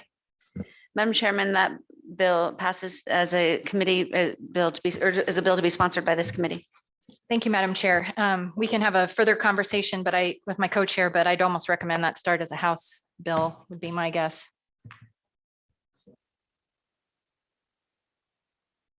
Moving on to our agenda. We skipped over absenteeism this morning, and it's probably worth picking up that conversation again. We have, so yeah, if you go back to page 1, just to give this committee an update, in Senate File 15 that we introduced in 2020, we took extensive comments on, as a select committee on tribal relations, we were looking at the high rates of truancy on reservation schools. And so we started asking questions about what was going on. And as we started digging into our statutes, we saw a number of problems. And I think over the years, it's just, you start changing a certain statute, you don't cross-reference it with another, and then all of a sudden you get kind of a bit of a mess. And so we took a look at some of those issues. And one of the issues we discovered was that in our statutes, we really don't distinguish who's at fault for a child's truancy. Is it the fault of the student who's deliberately cutting class, or is it the fault of the parent who's neglecting to get their children to school? And so that was one area where we thought we could provide greater distinction in our statutes and cross-reference them. Right now, there are a number of statutes that deal with those kind of neglect cases. Our child CHINS statute, child in need of supervision. We have mandatory attendance statutes in our education title. And so Senate File 15 in 2020 sought to really sort through some of those issues, but it got very complicated and was defeated on the House side. This last session, we picked up a piece of it that provided some greater flexibility for families that wanted to have pre-approved absences for their students, largely in recognition for the fact that our statutes had only recognized as excused attendance at the state fair. Now it recognizes things like funerals and grieving, which we heard from this committee years ago. There are tribal members who have more extended periods of grieving time than non-Indian families, and we wanted to give school districts a mechanism to understand that cultural difference. We were successful in getting a bill passed this last session to add some of those recognized excused absences so that parents won't be penalized for them. But the issue largely of whether or not a student is absent and whose fault it is has not been resolved. Along those lines, when we worked on this issue years ago, we heard concern about what school districts are supposed to do if the student is Native American. under the Federal Indian Child Welfare Act, which really sought to prevent the court systems from removing Indian children from their native families and native communities by placing them with non-Indian families, oftentimes off reservation in an assimilation effort. The Indian Child Welfare Act put an end to that practice, but it also had a number of requirements. Anytime you have proceedings that could result in things like termination of parental rights, tribes have automatic rights to intervene and be involved in those processes. So when you're talking about neglect statutes and children not attending school, there was some confusion about whether or not school districts should be contacting tribal prosecutors or state court district attorneys and those kind of things. So that's another area where this bill sought to provide some clarity. I'm looking through my meeting materials and I need to grab my packet of stuff. It's in my bag, but I know we've got Miss Neely from Department of Family Services here. Obviously, her agency works a lot in this area. Miss Neely, if you'd like to offer some comments or just address our group, that would be helpful. And then we'll have a conversation about where we should go to proceed from there. Mr. Chairman. And so as we have this discussion and we talk about neglect, as the good co-chairman pointed out, as this bill came back up to the Joint Education Committee, one of the concerns that they had is they says, so with these changes in there to where we say that if it's a family living, if it's a family living within the reservation, that's directed to tribal court. That isn't in our current statute. So we make that change and then we apply the ICWA law. And so their concern or what they're wanting to know is there support from the tribes for this bill as we move forward? And so one of the things that we would like to ask as we get ready to turn this over is if our chairman from the respective tribes, if you guys could maybe between now and in the end of the month, have a conversation, feel free to call Chairman Ellis or myself. We'd be happy to discuss the bill with you more, but we would like to know, they would like to know support or disapproval of the bill as they get ready to consider it. Is that correct, Madam Chairman? That is correct, Mr. Chairman. And along those lines, in years past, when we worked on this issue, we organized, there's a superintendent's association. We asked them to put together a working group or solicit volunteers to help us work on this legislation. We'll be doing that again this year. This time around, we haven't set a date, but the School Boards Association, I believe, has 6 volunteers and a number of those come from Fremont County School Districts to weigh in on this bill. And then just kind of a final thing, this is a much larger issue. This doesn't just impact Fremont County or the Wind River schools. We have huge absenteeism and truancy issues in my community of Cheyenne. And so this does have a larger implication. The unfortunate thing that we often hear working on this bill is, isn't there anything innovative or supportive that we can be doing to help families? And I think that our education committee and members of this committee would love to have that conversation, but we're kind of stuck until we fix statutes that don't work. And so I just want to offer to members of this meeting today that this doesn't fix everything. I think there's a lot more to consider and providing really positive steps to help families that are struggling. And I think there's a distinction between people who are willfully, not taking their job of getting their kids to school as serious as they should. And then there are families who are flat out struggling. And so we need to keep looking at this issue to make sure we're providing the support that we can to help those families that are struggling. Mr. Co-Chair. So Councilman Spoonhunter and Chairman Dresser, I'm scheduled to meet with your education people here this coming week, have and school district superintendents on that, just as a matter of information. But one of the other things that our current statutes do is if they find if this goes into, if it goes to district court, the county attorneys, and if this kid's truant, it goes through the Juvenile Justice Act, which is a criminal offense.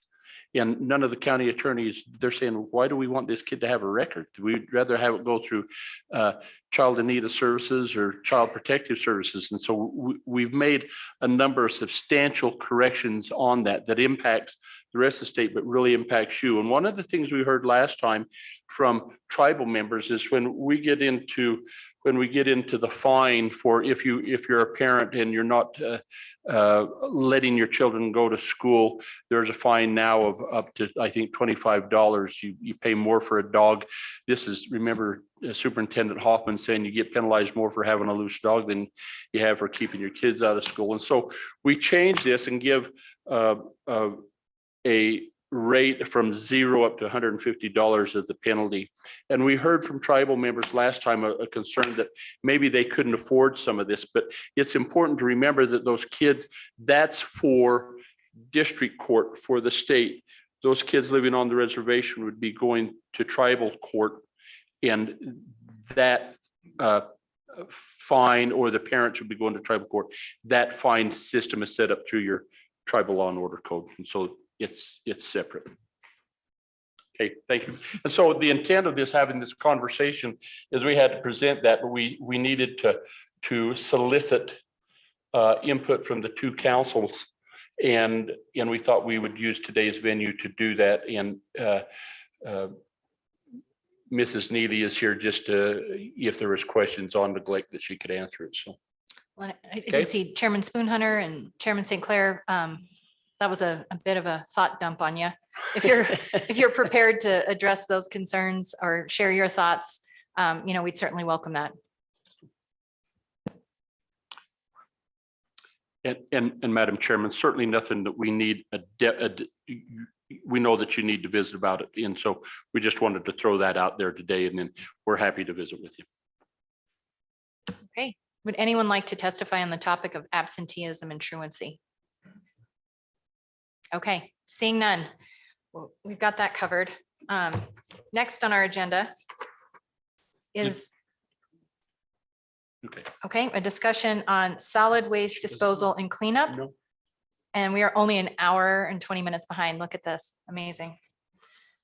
For this discussion on our agenda, first we have Jason Schneider from Indian Health Services and Allison Roos with Region 8 EPA. And I believe we had some Zoom testimony that we had planned. So, Madam Chairman, may I? Mr. Co-Chair.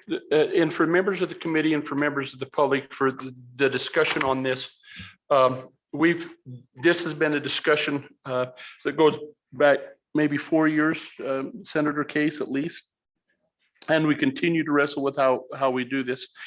And we have had the Environmental Protection Agency here to do tours, go out with the tribal, look at the tribal cease and transfer stations, look at the illegal dumps, look at the contemplate how we can, we kind of have two issues. How do we manage the solid waste stream moving forward?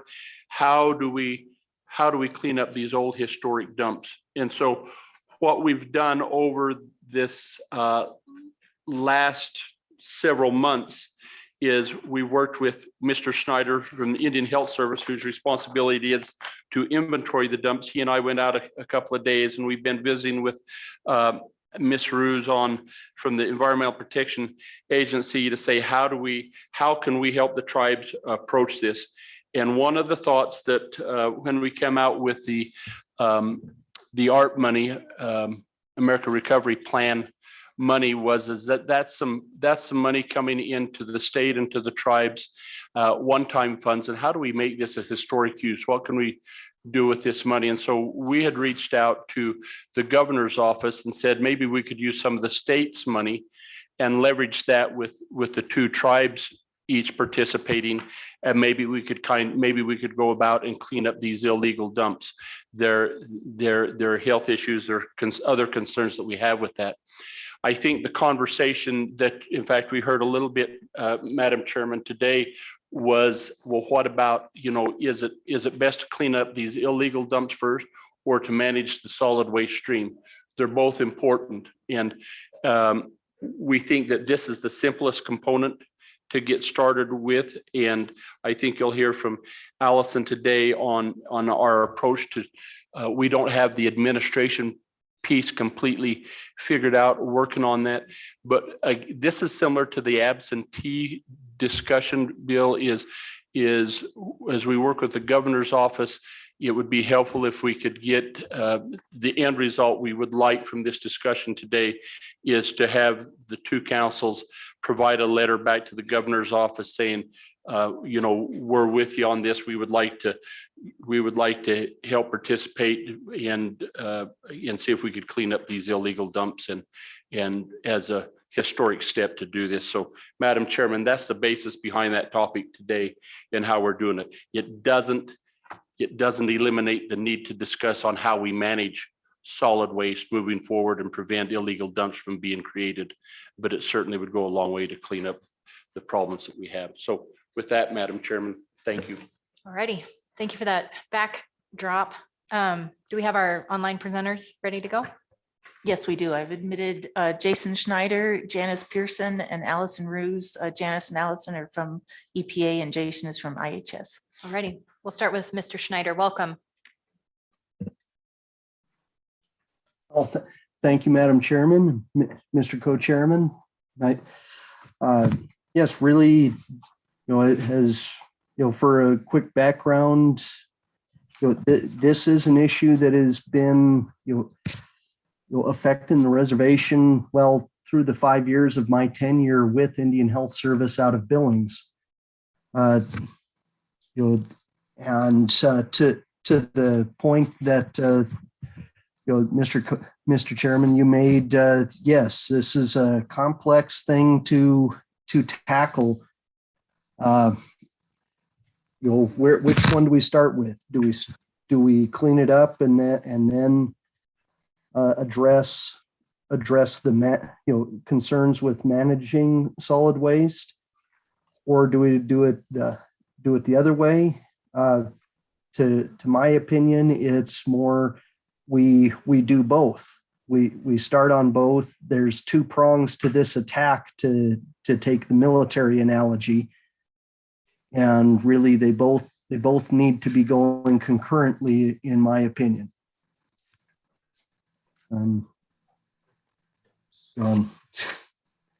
Really, I think that's the biggest thing I have to add to the conversation. I guess, are there any questions that anybody would have for me in this issue? Thank you, Mr. Schneider. Mr. Co-Chairman. Thank you. And Jason, thanks for your hard work and being accommodating and going out and identifying these sites. I just want to make sure that you're fairly comfortable that we've got all of the illegal sites on the reservation identified. Is that a correct statement? Mr. Schneider. Thank you. Thank you, Madam Chairman. Yes, to answer the question, I believe that we have the majority of the sites identified to where we would definitely be, if we can address all of the sites that are on the list that I've shared with the tribe and with the co-chairman, that we would be putting a really big dent in the issues of illegal dumping on the reservation. Mr. Schneider, I have a question. This spreadsheet we received naming the dump and then, or identifying its location, and then it has a approximate amount of volume. And I think it's done in acre feet. I'd love to know if you have a feature that can add this up very quickly so we can just have a big number that we know of how many acre feet of garbage is together. It looks like on the high end, some places are at 4.2 acre feet, on the low end, like a quarter acre feet. If you could, when you get a chance, do some math for us, or have your Excel spreadsheet do it. Thank you. Thank you, Madam Chairman. Yes, that would be an easy one to add in, because like you said, it's an Excel spreadsheet. Okay, questions for Mr. Schneider? Okay, seeing none, if you don't mind hanging out there for a little bit longer in case the question arises. We also have the Environmental Protection Agency Region 8 representatives, I believe Allison and others. Go ahead and turn on your cameras and unmute yourself and identify yourself for the record. Welcome. Hello, hi, I'm Allison Ruse with EPA Region 8. My title is Tribal Solid Waste Coordinator. Hi, I'm Janice Pearson. I'm the RCRA OPA Enforcement Branch Chief, managing the Tribal Solid Waste Program here in Region 8. And welcome, ladies. I don't know who would like to provide us an update on things you've been working on. Certainly with the American Rescue Plan Act, we know there are some opportunities perhaps to use those funds to work on cleanup or develop cleanup strategies that are more long-term. So if you want to give us an update. I think my co-chair has a comment he'd like to make. So Ms. Pearson or Ms. Ruse, maybe if you could just kind of bring the committee up to date on the conversations you've been having with the governor's office and with the tribes and and of course with Jason and the discussions on how to administer a program if we were able to put it in place, and the impact you think that the effort is having or could possibly have. Feel free. Awesome, yeah. All right, thanks, co-chairman and Madam Chairman.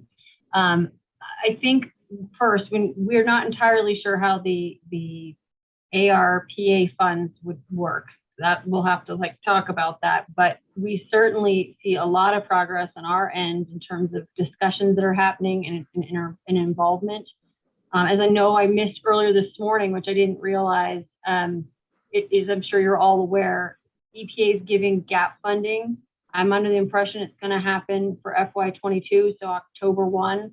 And that is supposed to help the two tribes establish their environmental committee or whatever that might look like going forward, which I think is going to be a very positive thing in terms of the program. But in the meantime, we've been working through the Wind River Intertribal Committee, and we have bi-weekly meetings. And then we had a really good meeting about 4 weeks ago with the governor's office and IHS, and CIA was invited, and so was the county of Fremont County, and then also Wyoming DEQ. And so these discussions have all been really good towards making the solid waste code more robust, and to allow better enforcement, and also to see if there's potential to have, solid waste regulations and enforcement that's similar to what's happening in the counties nearby, like Fremont County. What else we have in that? We have an attorney right now from EPA headquarters that has been calling in the last couple of calls to help draft that solid waste code. This is big progress because there's lots of good discussion going on around exactly what Co-Chairman Larson said, is that we're working towards, prevention, enforcement, implementation, MOUs. I think these all support the need to, if we clean up some of these open dumps, we can focus the remaining funds that may be coming their way through other things like GAP potentially in the future and others to help the program get up and running. There's also the integrated waste management plan that needs to be updated. They have a draft one ready to go. They just need to update it and then see where they want to go from there. I think it's all good things. Everyone's coming to the table. Everyone's talking about it. And it's been really helpful having, I think, a light shown on it that, you've got the governor's office and the EPA and IHS and DIA all kind of coming together to really say, okay, we want to do something about this. Have I missed anything, Janice? I think that was a pretty good overview. Like I said, again, we continue to work as we have for the last several years of kind of trying to work.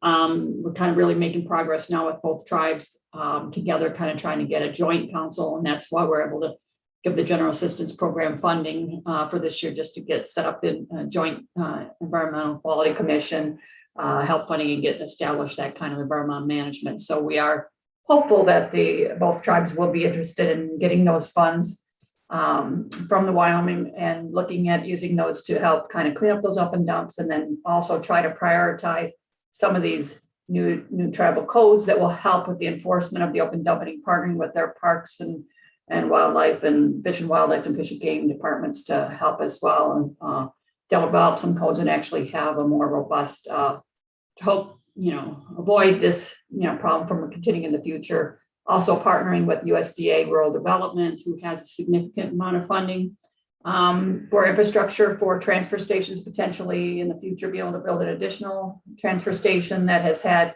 that was lost some years back, that has kind of exacerbated the open dump problem that they have had on the reservation. So hopefully to be able to build some infrastructure. Jason's also going to be able to provide some funding here in future years to help improve the existing 3 transfer stations that are on the reservation, again, to help manage that open dumping, open burning problem that we continue to see. Okay. Thank you, Chairwoman and Co-Chairperson. Thank you, Ms. Pearson, Ms. Roos. Questions for the EPA?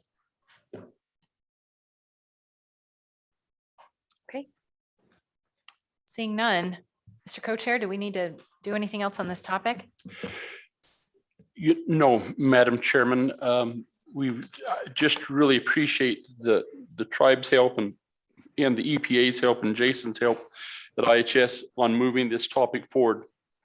I think that this committee is very dedicated to try and find a solution to the problem. You know, we've been out with you, and I think we want to help do this, and we're just needing to, I think in this idea of cleaning up the illegal dumps, you know, we'll take public comment, Madam Chairman, and if the tribes want to provide anything, but what I think we're looking forward is to ask if, tell us if we're on the right track and you guys are with us on wanting to move forward with using some ARP money to help clean these up, and if you feel otherwise. And so that's the reason we brought that up today. Thank you. With that, we do have members of, I see Eastern Shoshone Business Council here. If you'd like to testify, just please know we welcome your comments. Yep, I've got Mr. St. Clair coming, and I don't see anyone from Eastern Shoshone, or excuse me, Northern Arapaho, but it's very bright in here. We'll have Chairman St. Clair speak, and then if you wanted to speak afterwards, sir, that'd be appropriate.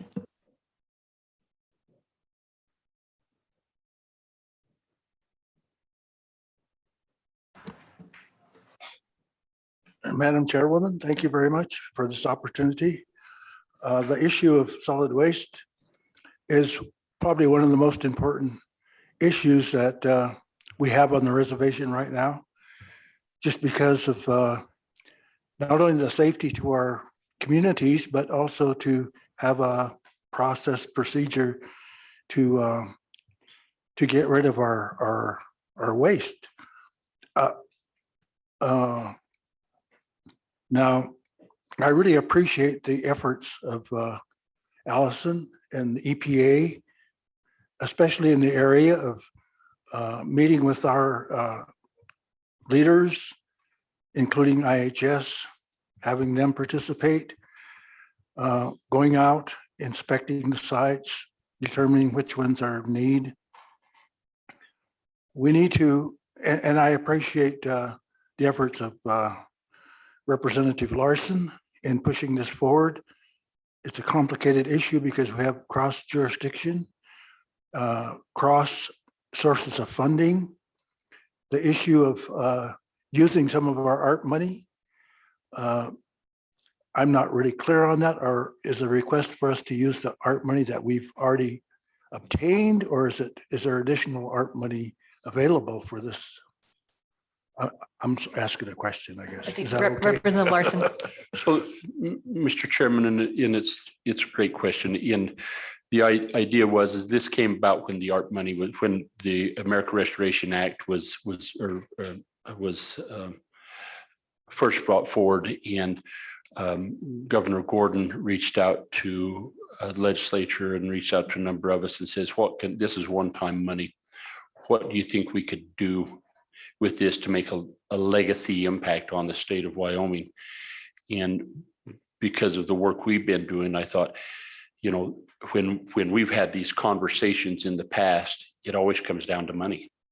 How do we get the money to do this? How do we fund this? And knowing that the tribes each would have some ARP money coming to them, the state has ARP money coming to us. My sell to the governor was this: why don't we reach out to the tribes and leverage like amounts, so we could leverage 2 or 3 to 1 our money, likewise your money, and collectively clean up that. And it's been interesting to as I presented this to some of my colleagues in the legislature, they get the fact that the tribes are citizens of the state and have no problem with that. But they're saying they're getting their ARP money, can't they take care of it? My point is goes back to the conversation we had this morning on some of this illegal dumping. These illegal sites weren't totally created by tribal members. We know that.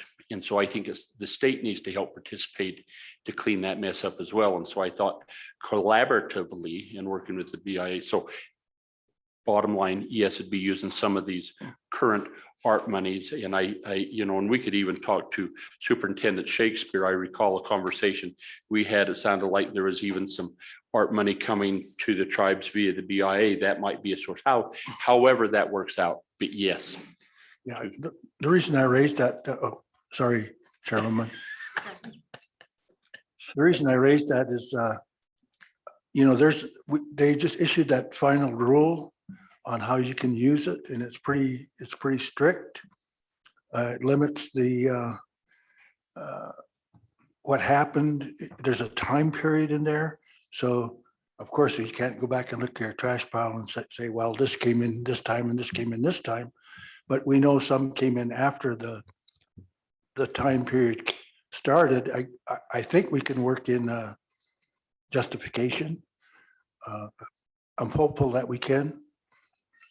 The other thing is, we do need to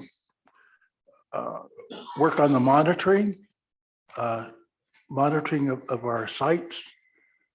We also need to go forward with, like I said earlier, to increase our penalties.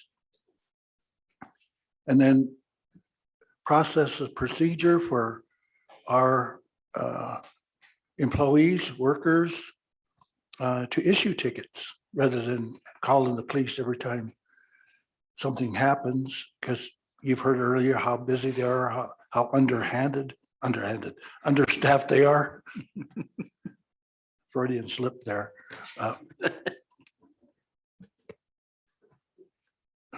But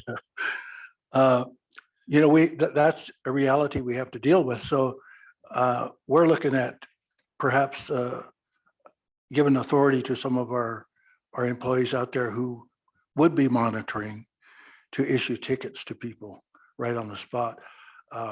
If we went that way, of course, nobody gets arrested on that kind of violation. So I don't think we have to worry about that in this area. There's other areas that we need to consider that, and that would be, on the DUIs and things like that. But I think this is the thing that I'm kind of concerned about is, does it fall within the exceptions of the Montana case as to threatening the tribe? It's a question of fact. So if we go forward with it, I suppose that will be eventually interpreted by the court. But I don't think we should let that deter us, go forward, do what we think we should do, try to go forward on all, like Mr. Snyder said, on both fronts, and try to get this resolved. Like we said, it's pretty complicated right now. The area of the Arapaho area is kind of falls within a void where they're not getting services, and that's a big concern. Not only for them, but for all of us. How are they able to dispose of their trash when I think what's set up is they have to drive quite a ways to do it. And that's kind of a burden and a difficulty for them. But that's pretty much what I wanted to present today. Thank you, Chairman St. Clair. Questions for the chairman? Thank you for your additional comments. We'll keep working on it. You're welcome. We'll keep working on it. Okay, and then we had one more person who wanted to testify during public comment on this issue. Please come to the microphone and introduce yourself for the record.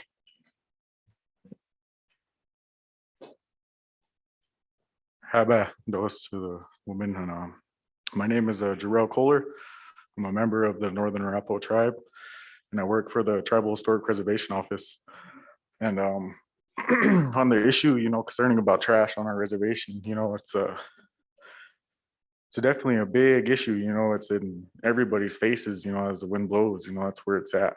It's where we see it, There's no way we can figure out how to, if there is a way, I hope we can all come together to figure it out. And that's one of the things. And I know that the numbers of the trash right now today are not going to be, when the bill is going to be passed, they're going to be even greater. There's going to be a lot more to it.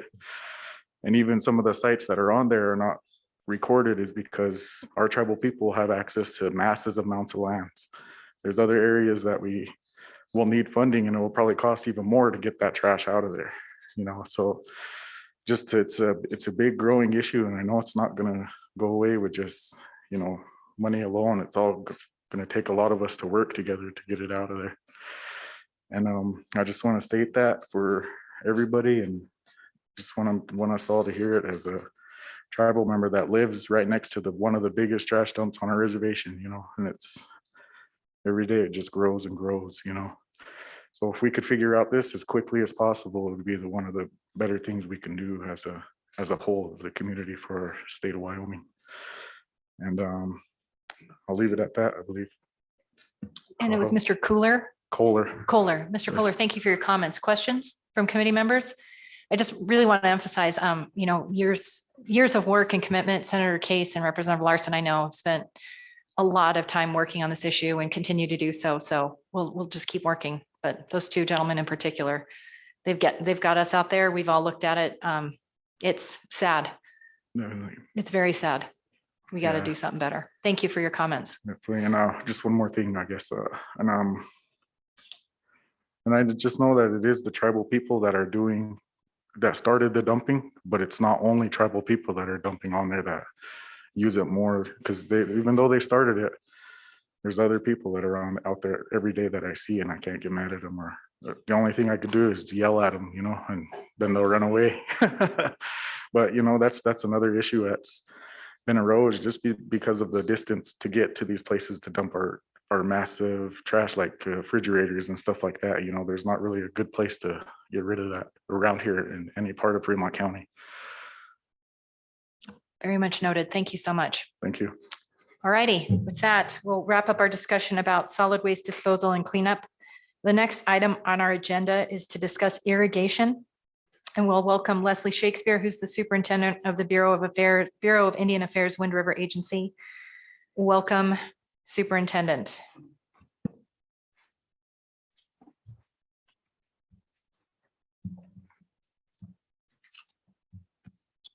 Thank you, Madam Chairman, members of the committee. So I wasn't particularly clear on how much you wanted to know about the 638 contracting process. So I'll start my presentation with a question. I seen in your materials, you had a primer that kind of touches on it, but it doesn't really reflect the regulations. So Superintendent Shakespeare, if you could maybe go back and refresh, because we have new members of our committee, what that self-determination, that 638 issue is, and then how it applies to water. And then if we could shift gears in your presentation when you feel appropriate to then discuss how that's been done, like what you've done at Crowheart and on the Ray Canal. And then the effort currently, or the application being made now by the tribes to 638, that on behalf of all irrigators, and how that works. Does that make sense? Yes. Please proceed. All right, so I will start with a flurry of acts and regulations for your pleasure.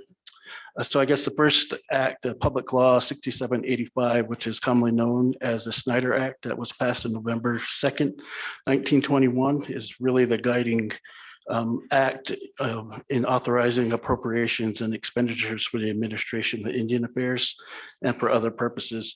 So one of the areas within that act, it states that the Bureau of Indian Affairs, under the supervision of the Secretary of Interior, shall direct, supervise, and expend such monies as Congress may from time to time appropriate for the benefit, care, and assistance of Indians throughout the United States. And so it has a number of areas, healthcare, advancement and general administration of Indian property.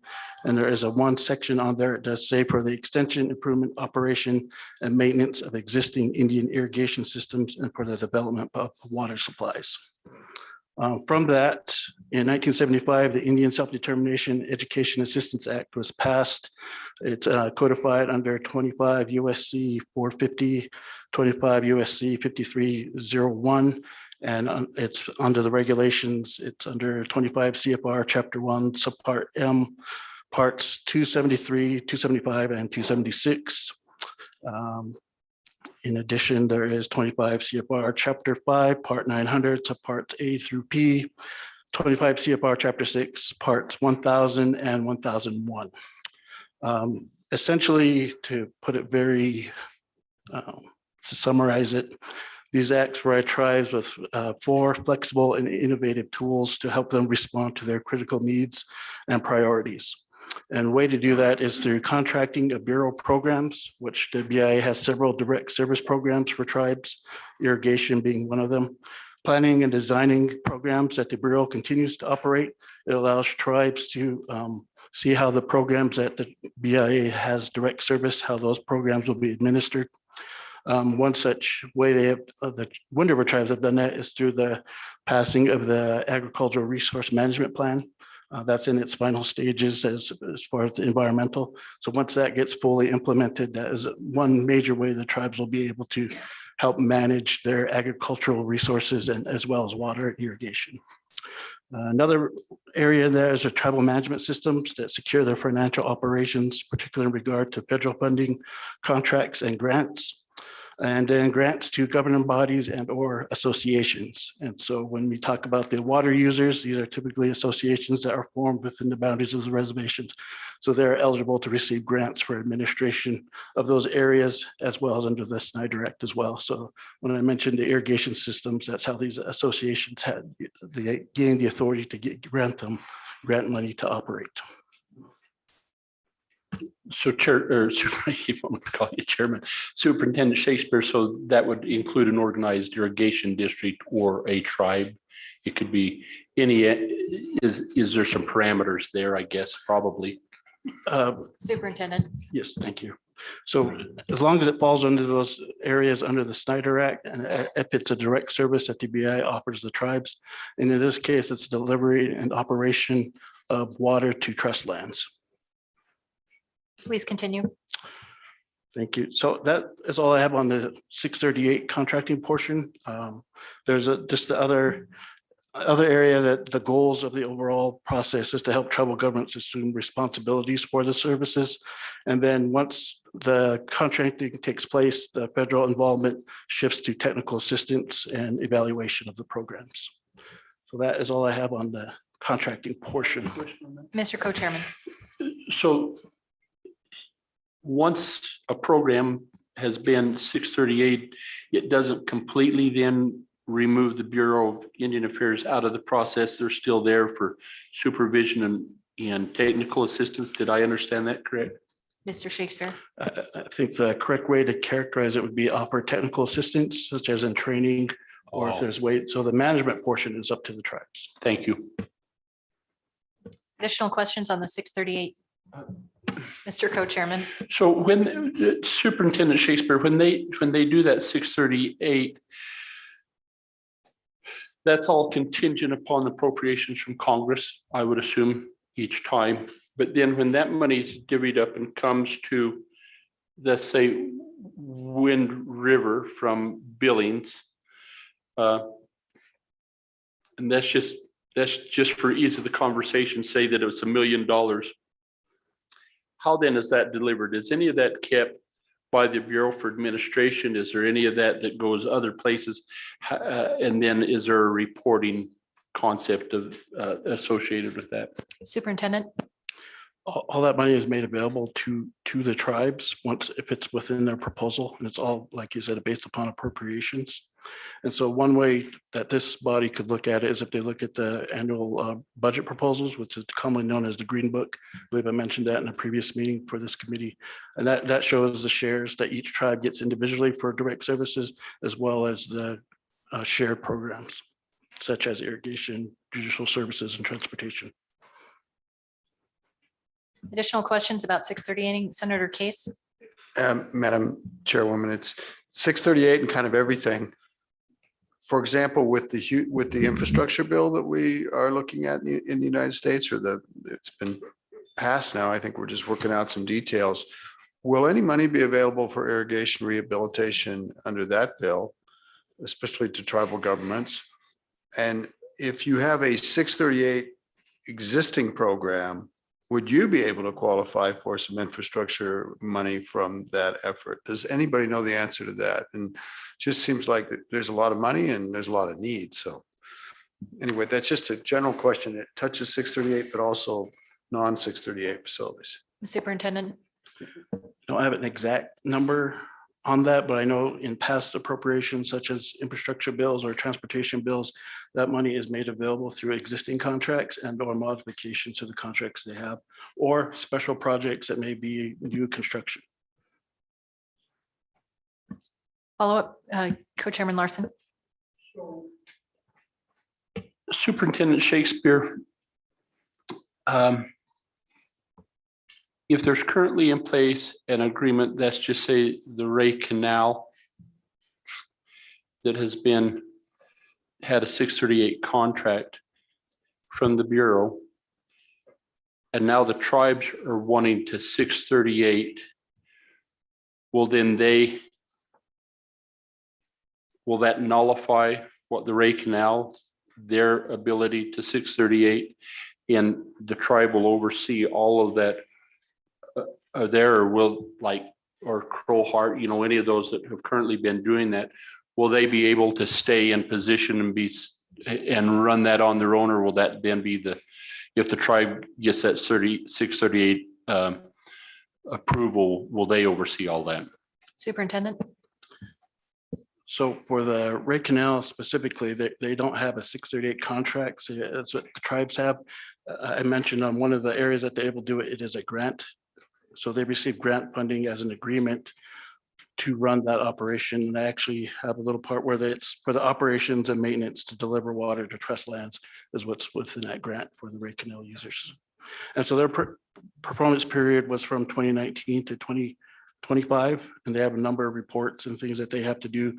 But should the tribes want to modify, which they have expressed a desire to modify their existing irrigation 638 contracts to include that, then that takes precedent over that grant funding that was made available to the associations. Madam Chairman? Mr. Co-Chair? So then that would nullify, you would prematurely nullify that grant to Ray Canal, and then the tribes would have that. Superintendent? Yes, under that grant agreement, there is termination clauses. And so that portion of it is supervised by the regional office as with the acting irrigation manager. And so he would have to notify the Ray Canal users that this was going to take place and end, and then shift towards the tribes within their request for the modification to further on their proposal to be able to take on that portion. Follow up, Mr. Co-Chair? I have two questions. I guess the first one would be on that wind ag money, sort of harassment stuff. So that, I'm assuming that comes in as separate funding to, and does that come to joint tribes and they administer? That was, I believe, is intended for infrastructure. Can you walk us through how that works? Superintendent? Yes, so Co-Chairman Larson, that the tribes, as part of their contracting through the Intertribal Council, which is formed through an MOU between both tribes to manage shared resources, that's where that portion was created out of. So both tribes have agreed to take on the contracting. And so part of that, in particular for the Wind Act funding, was done under project basis. So project by project, they do request money for that purpose. And follow up. And when you say, thank you, Madam Chairman, superintendents, then when you say project by project, then do they apply back to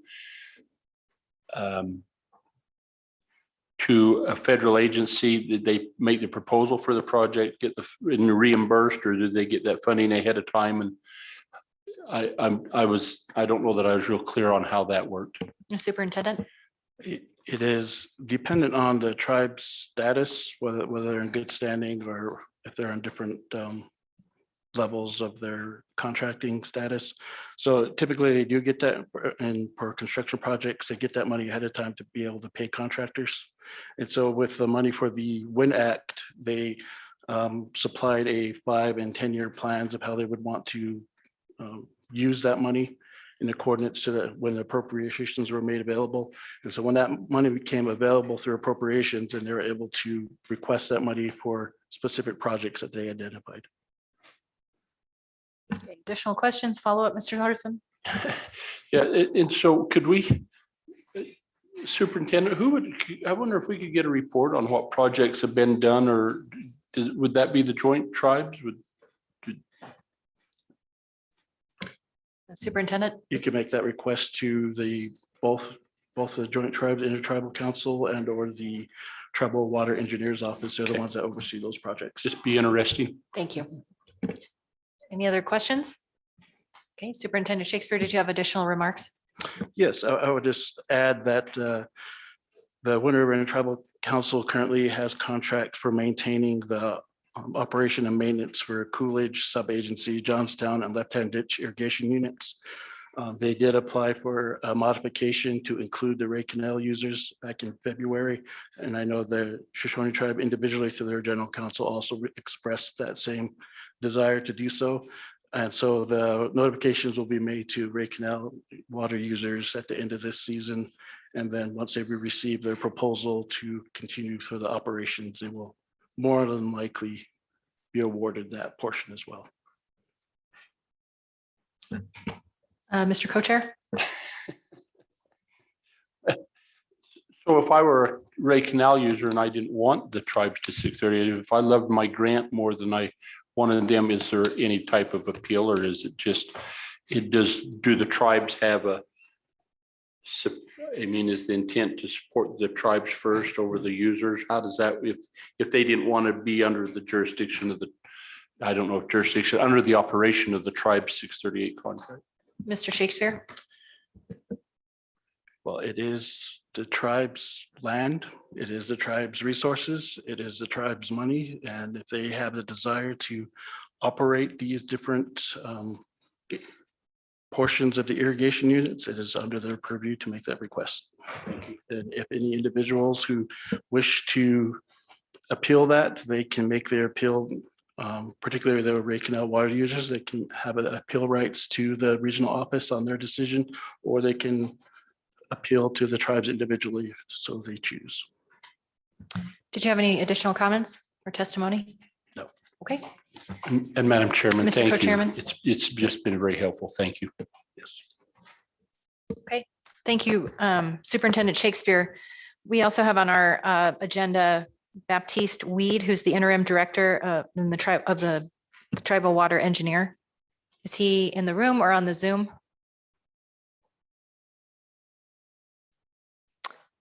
Not on the Zoom. Well, these days are fluid. So, Madam Chairman, Mr. Co-Chairman? I was really looking forward to the tribal engineers, because my question, and Superintendent Shakespeare, maybe you can help us with this. If when that water's diverted, is it diverted to the land by rights, water rights to the land, or is it by user? I mean, is there a precedent if I have, water rights of X, does that take precedent? Or I mean, I'm just trying to figure out on the reservation how that water is delivered. Is it by rights or by ownership, or how is that? And maybe that's a water engineer. Okay. Placeholder for an answer. Okay. I know enough to guess and be dangerous, so I won't say anything. Certainly if Mr. Weed wanted to appear tomorrow or later on before we conclude our work today, we'd certainly welcome that. We don't have any action items related to irrigation necessarily. So if you're listening out there, Mr. Weed, we'd welcome you back tomorrow. We also have on our agenda, though, Jim Allen, former representative, and Guy Givens, who are Ray Lake Canal water users. And so we'd welcome your testimony today and welcome back to the legislature. Guy, come on up.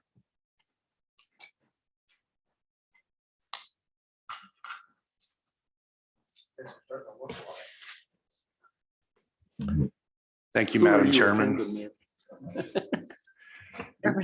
Thank Hello, you. Jim. Appreciate it. And nice to see all of you as well. Do you want, how do you want to do this, Madam Chairman? Do you want to? You want me to go first, or do you want Guy to go first? I'll afford you whatever flexibility you like to have to talk about this topic. You can go back and forth a little bit, and when you're done providing some testimony, then we can ask some questions. But we're here to listen. My mic's on, so I'll go. Thank you for this opportunity. My name is Jim Allen, and I live on the reservation and I'm a water user and an irrigator. So I was asked to come to this meeting. I didn't necessarily really want to come to this meeting, but I was asked, so I'm here. So what I would like to say is, or bring to this discussion, is my perspective as an irrigator, because I'm on the other end of the pipeline, no pun intended. But what I see, and we've lived in, or leased on the reservation all my life. That's my perspective. And so I've seen the irrigation system before and now. One thing that all this irrigation stuff is really come to the forefront right now because we're in a drought.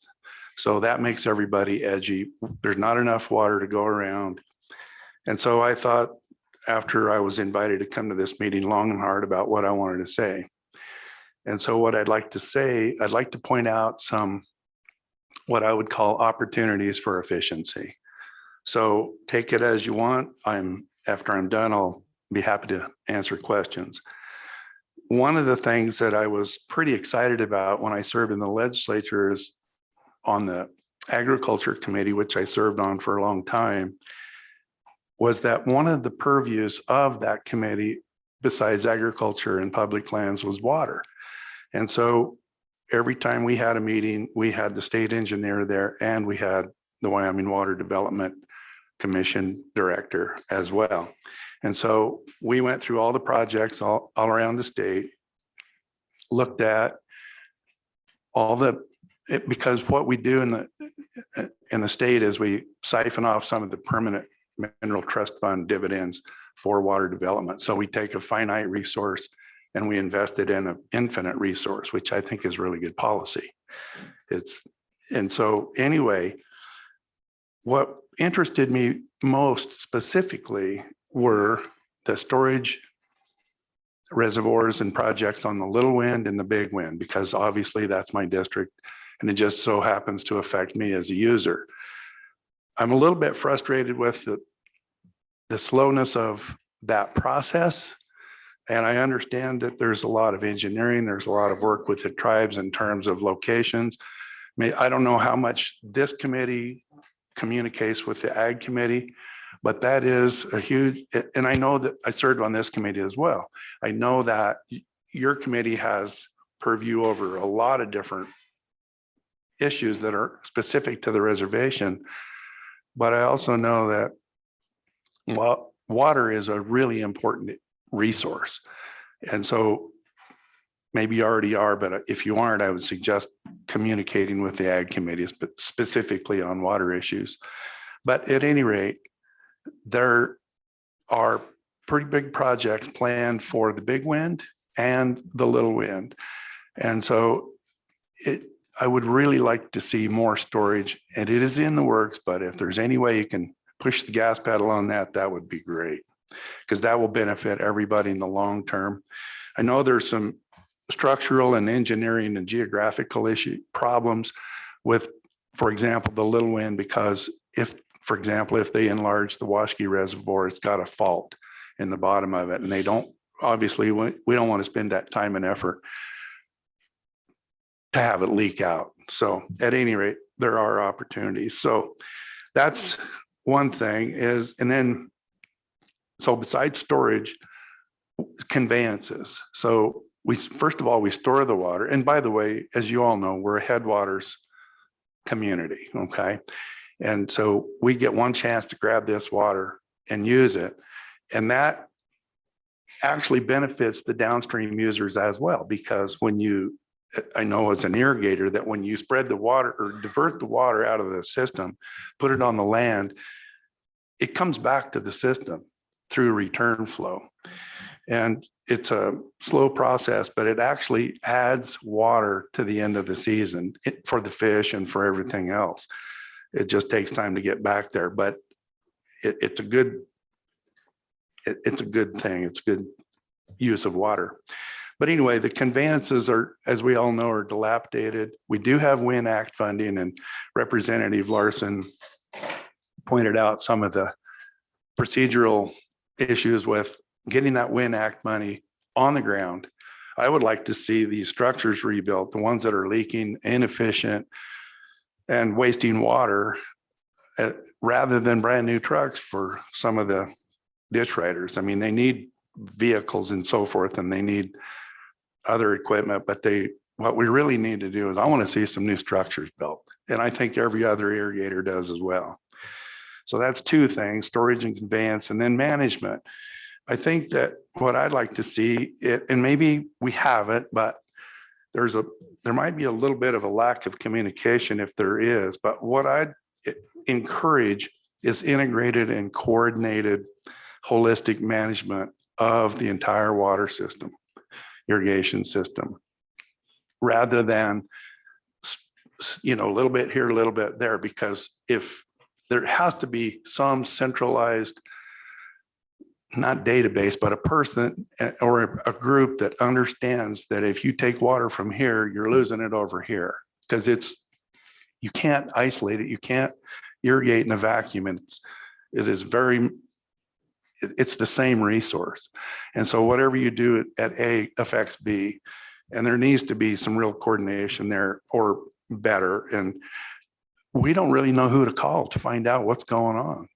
I think that would be helpful, maybe a website, or, we can't just call the tribal water engineer every day and bog them down, but I would like to know where I could find information out. So that's just a suggestion. And then to wrap up, I thought, okay, what are the benefits of some of these ideas that I had? So let me throw another thing out for you to think about, and for the people in the room and the people that live in our community. So what are the irrigators? Well, they're just one of the users. There's domestic, there's wildlife, there's all kinds of other beneficial uses for the water. But one of the things that the irrigators are stewards. And so we're temporary stewards. While we own or lease the land, we're improving that land at our own expense. And so that needs to be remembered by the administrators, whether it's the BIA or the tribes or the TWE, that we're their customers. And not only that, but we're passing along this resource to the next generation, whether it's non-tribal or tribal, it doesn't matter. If we keep that land and those crops in good shape, we need to be incentivized. And what I mean by that is right now we're paying on the system that I'm on, we're paying $22 an acre just for operations and maintenance of the water system, the conveyance. But I can tell you that agriculture is it's a marginal business at best. We can't be priced out of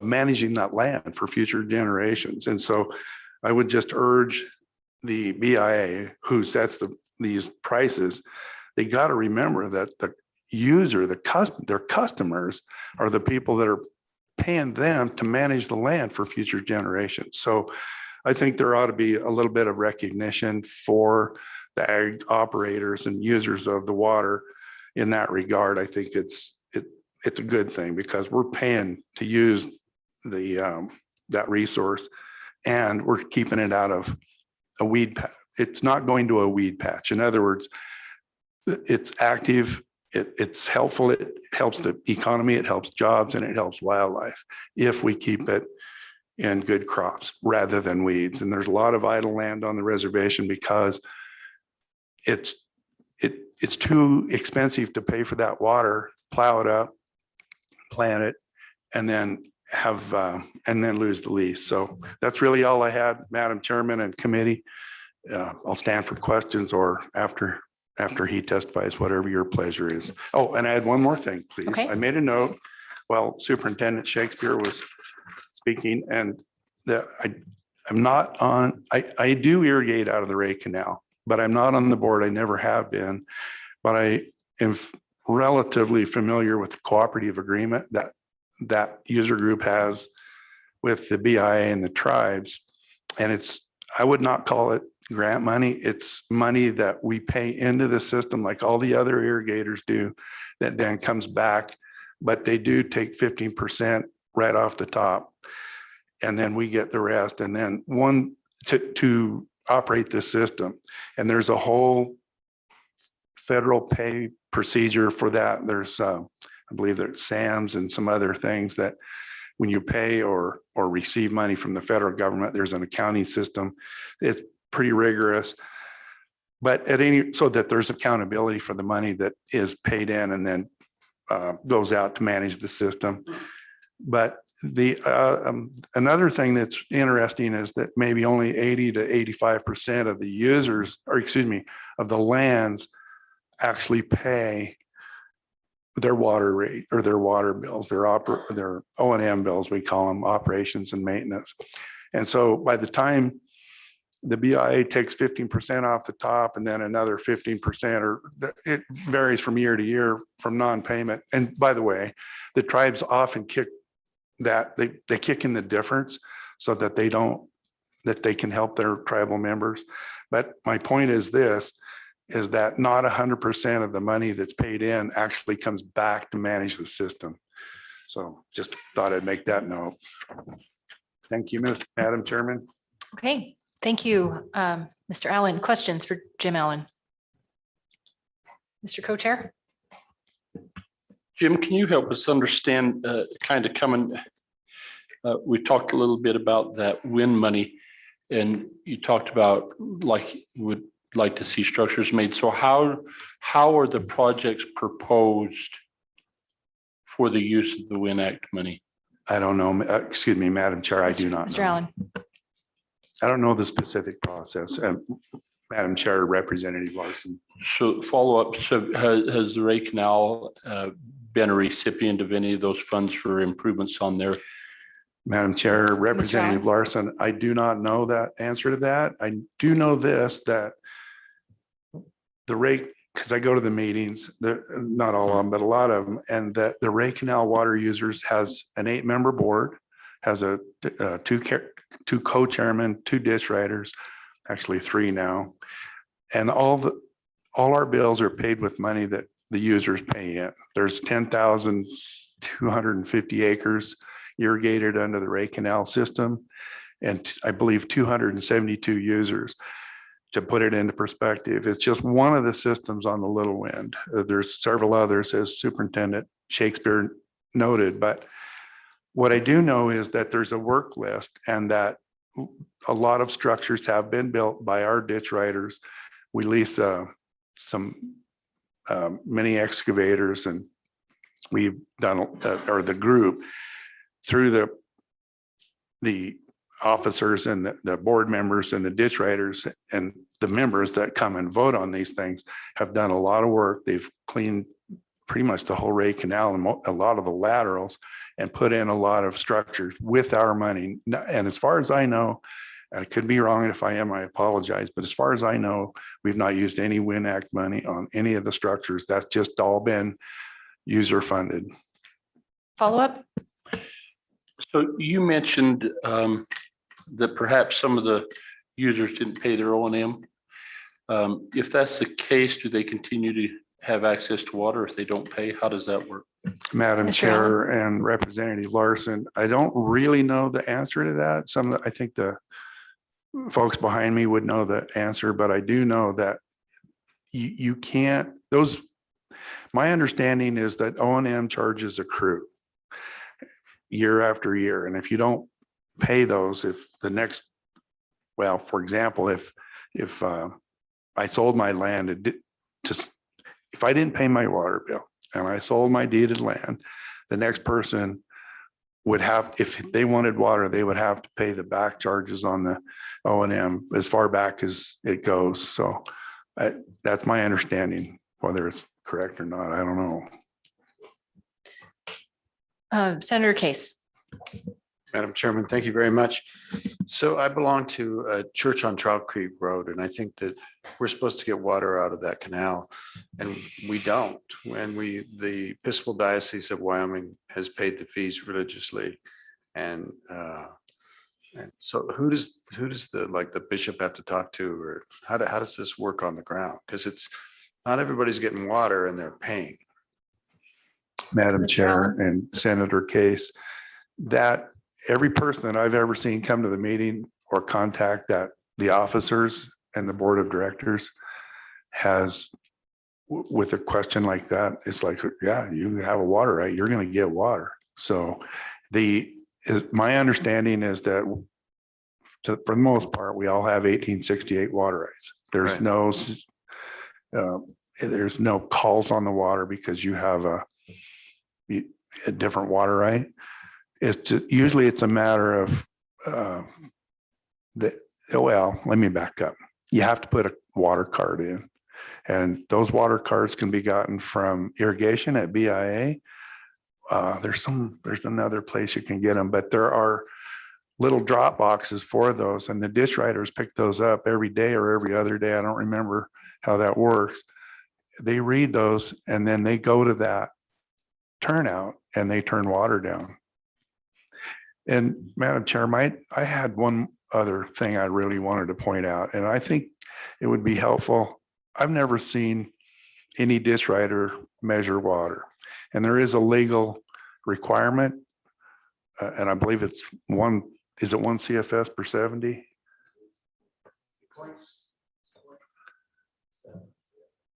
I don't think so. I think it's 1 per 70. But my point is this: I would feel a little more comfortable if they actually measured the water. I think it would be a much more efficient delivery for everybody. Because if we all have the same water rights, we all ought to be getting the same allocation. Additional questions for Mr. Allen, Representative Clifford, or Senator Case, did you have a follow-up? I was just going to ask Follow-up, please. Mr. Allen if he'd help me put our lessee and our church people in touch with the right people. Mr. Allen? Madam Chairman. Please speak offline. And Senator Case, what was your question? Who to get a hold of? Right. I was wondering if you would help the congregation to get in touch with the right people. So yeah, I'd be happy to do that. Okay, thank you. Okay. Representative Clifford? Thank you, Madam Chair. Particularly don't have a question for you, Mr. Allen, particularly, but to the conversation, I just want to, as a landowner, I pay my water bill every year. If I don't pay it, it affects my credit report. And I pay for it, operation and maintenance, but I don't have water to my land. And when I choose to do so, I'm sure the fees will go up, but I do my part. So there's 6 sisters. We all are landowners because my mother gift deeded land to each of us before she passed. And so we all pay. And so that little stick over the head it's going to ruin my credit. And it does report on people's credit if they don't pay their water bill. So does that solve all the people that don't pay their water? Probably not. Maybe they don't care about their credit report, but it does affect us. So there is a stick over our heads. Thank you. Okay, Mr. Allen, did you want to respond? Madam Chair, I didn't know that, but I do know this: when you pay your water bill, it's really O&M, operations and maintenance. You're not buying water. What you're doing is you're paying for the system and the upkeep and the maintenance of the canals, the dams, the structures, well, not the structures, but the ditch riders cleaning the ditches and operating the head gates and so forth and so on. So it's you're not buying water. So for example, this year, really low water year, just because you pay doesn't mean you're going to get water or as much as you want. Thank you, Madam Chair. Okay, thank you, Mr. Allen. Additional questions?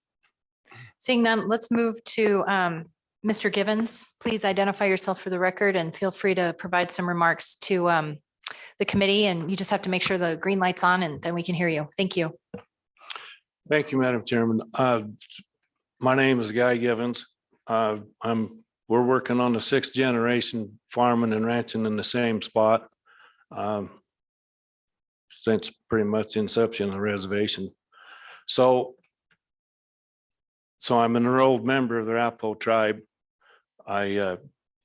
We irrigate and farm approximately 300 acres of ground for hay for our cattle for the wintertime.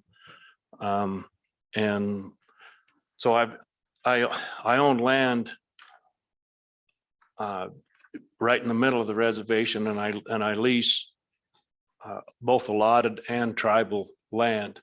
So there's 3 different classes of land right there. So there's kind of 3 different classes of water rights. And I guess to that point, I'd like to speak a little bit about the water rights. And I think there's a little disconnect there with the tribes and the BIA and the state as to who has the authority over what. The BIA, so I'll back up just a second. The BIA doesn't want to recognize, I've got private water rights out of the Little Wind River. I've also got water rights through the BIA ditch system.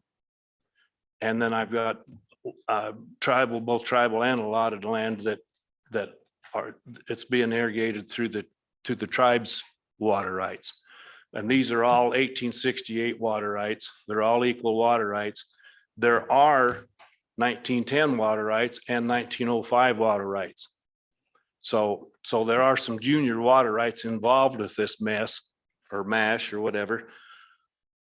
So to what the water rights are is I would like to understand what the state engineer's obligations are with the private water rights on the Little Wind River. And I'm not the only one. There's several families that have private water rights on the Little Wind River apart from the BIA. And I can't remember exactly all the adjudication with the Bighorn, the last Bighorn adjudication with Judge Hartman and Werland, but that was part of it, and the other part of it was that water is tied to the land. That was what part of what come out of that adjudication is the water is an appurtenance to the land. So Jim's correct.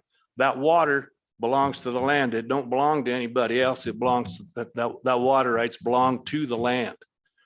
And so the BIA is on contract to deliver the water. So actually, whoever has that contract is our employees because we are paying the bill to have that water delivered and the system maintained. If that kind of clears things up. That's the way it's set up. So and also he's correct in the delivery of the water as far as the bills and that.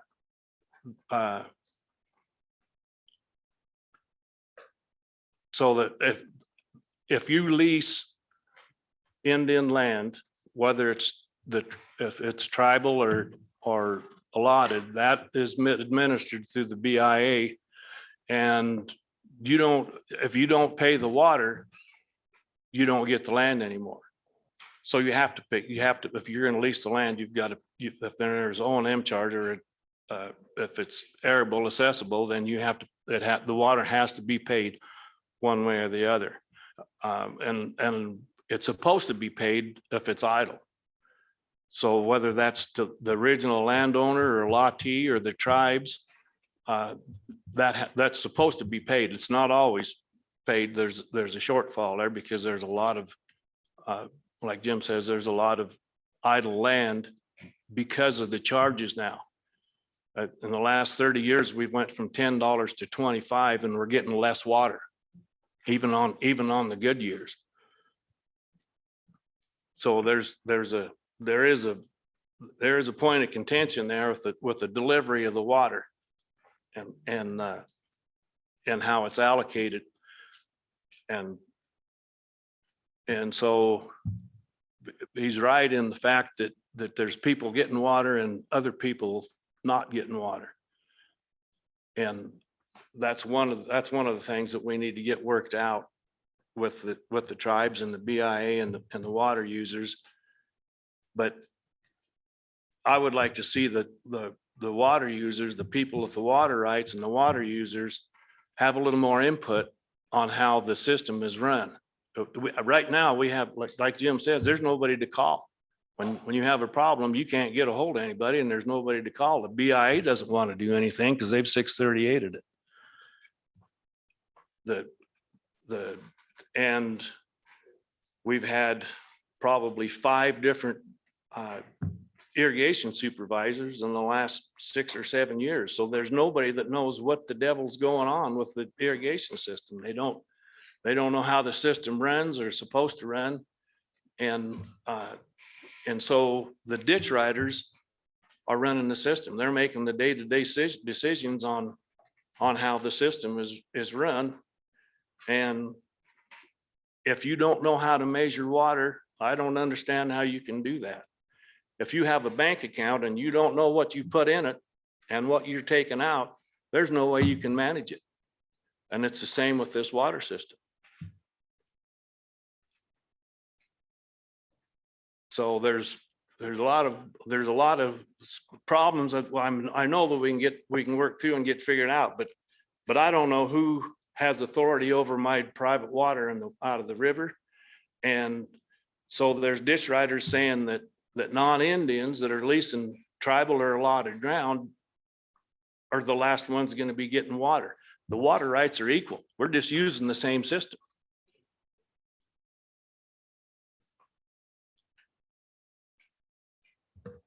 Alrighty. Questions for Mr. Givens? Yes, sir. Yes, ma'am. Co-Chairman Larson. So, Guy, coming back to that, who do you talk to if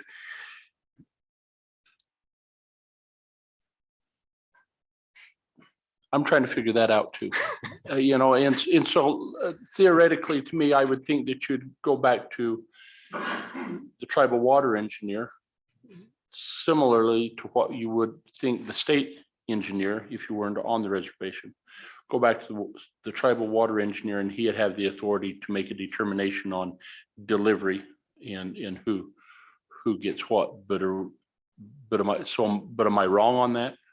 Well, that's Mr. what I Givens? assume, but excuse me, Representative Larson. So our tribal water engineer resigned right at the start of the irrigation system or the irrigation season. And he'd only been there for a year and a half and didn't really have an understanding how the experience or whatever to run an irrigation system. Well, and just as a matter, our interim tribal water engineer had a matter that he couldn't get away from. So unfortunately won't be with us today or tomorrow. We understand that. But was there a follow-up question, Representative Larson? I'm floating the question out there if somebody can just help me. So if I'm a water user, and I don't feel if I have a problem, who is it that I go to? And if I disagree with that person, is there a way on up the food chain? So maybe we've got, I see somebody. Okay. Welcome. Yes, come on up and feel free to grab a microphone, introduce yourself for the record, and welcome to our committee. And just as a matter of form, all questions go through the chairperson or the person chairing the committee. Welcome. Thank you. My name is Michael Graywolf Garvin. I'm a 100th generation Shoshone tribal member. Not how many generations I've been here, but that's what I am.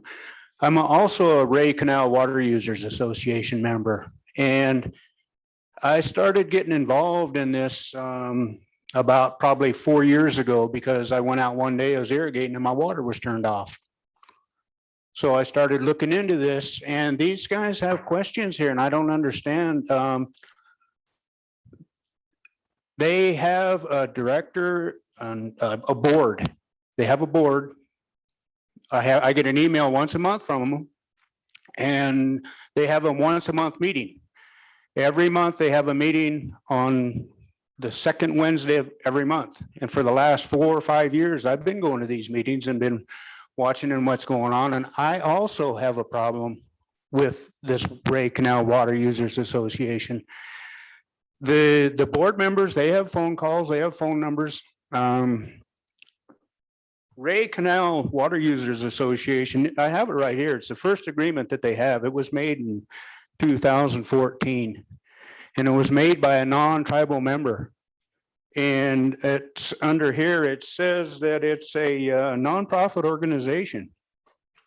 And so that's kind of the history of it, 2014, and it's been handed over and running good for a while, for about 4 years, 5 years.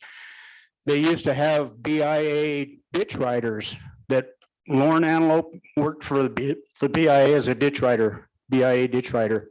And things were running smooth and they didn't like him, so they got rid of him and another tribal member. There was 2 tribal members at water ditch riders.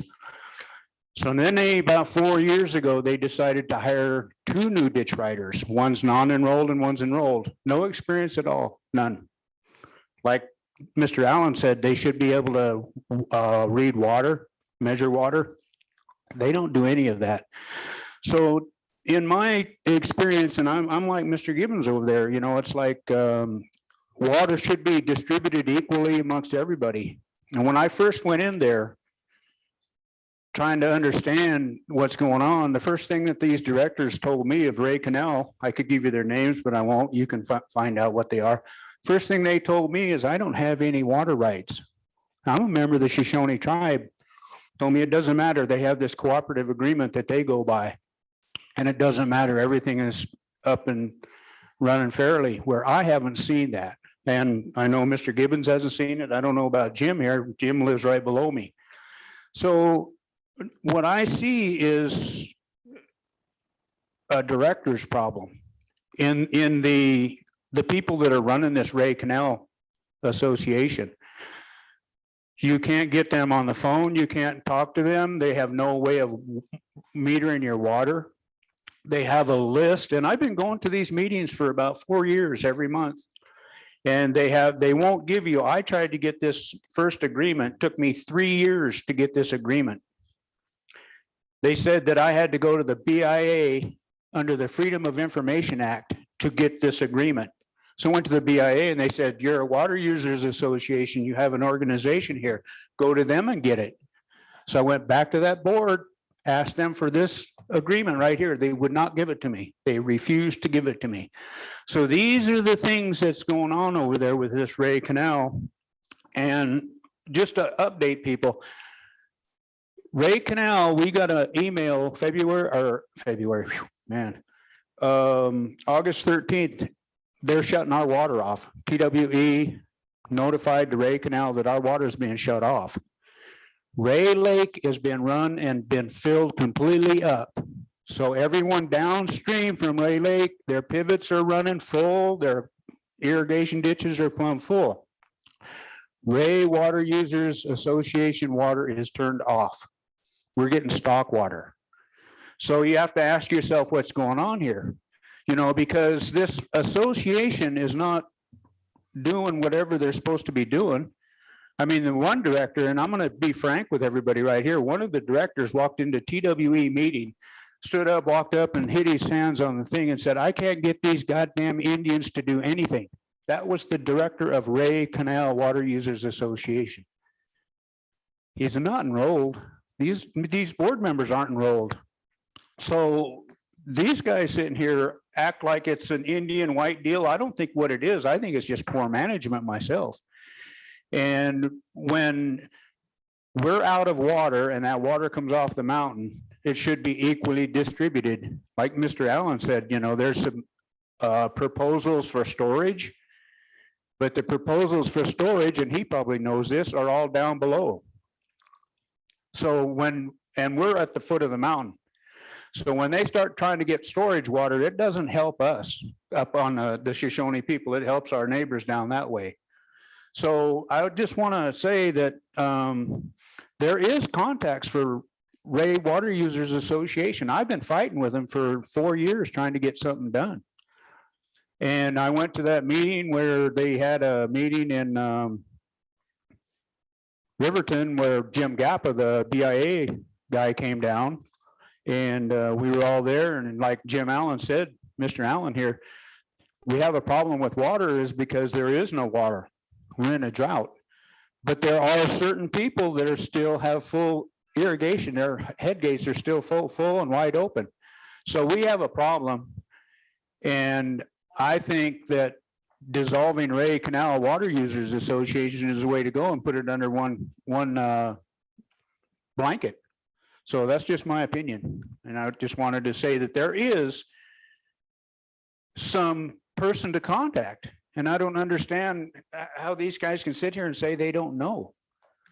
I mean, I could have brought that list of that, but I didn't. But there is a list of Ray Canal. And then another thing is, when you pay your water bill, it's due May 1st. They're supposed to turn our water on May 1st. When you pay your water bill, they're supposed to turn it on. It's like going to the gas station and buying gas and them saying, well, we'll give you gas when we get ready to. May 1st is, if we don't have our water bill paid by May 1st, like Ms. Clifford said, they actually take you to court or put a lien on your bank accounts. So we didn't get water until May 28th of this year. Our water bill was due May 1st. We didn't get water until May 28th. I was sitting there, and then you talk about money. They had a drawdown of May 12th, I believe it was. They had $158,000 in their checking, May 12th. This is a Ray Canal Water Users Association meeting, the minutes that they send me on the email. They had $158,000 in their bank account.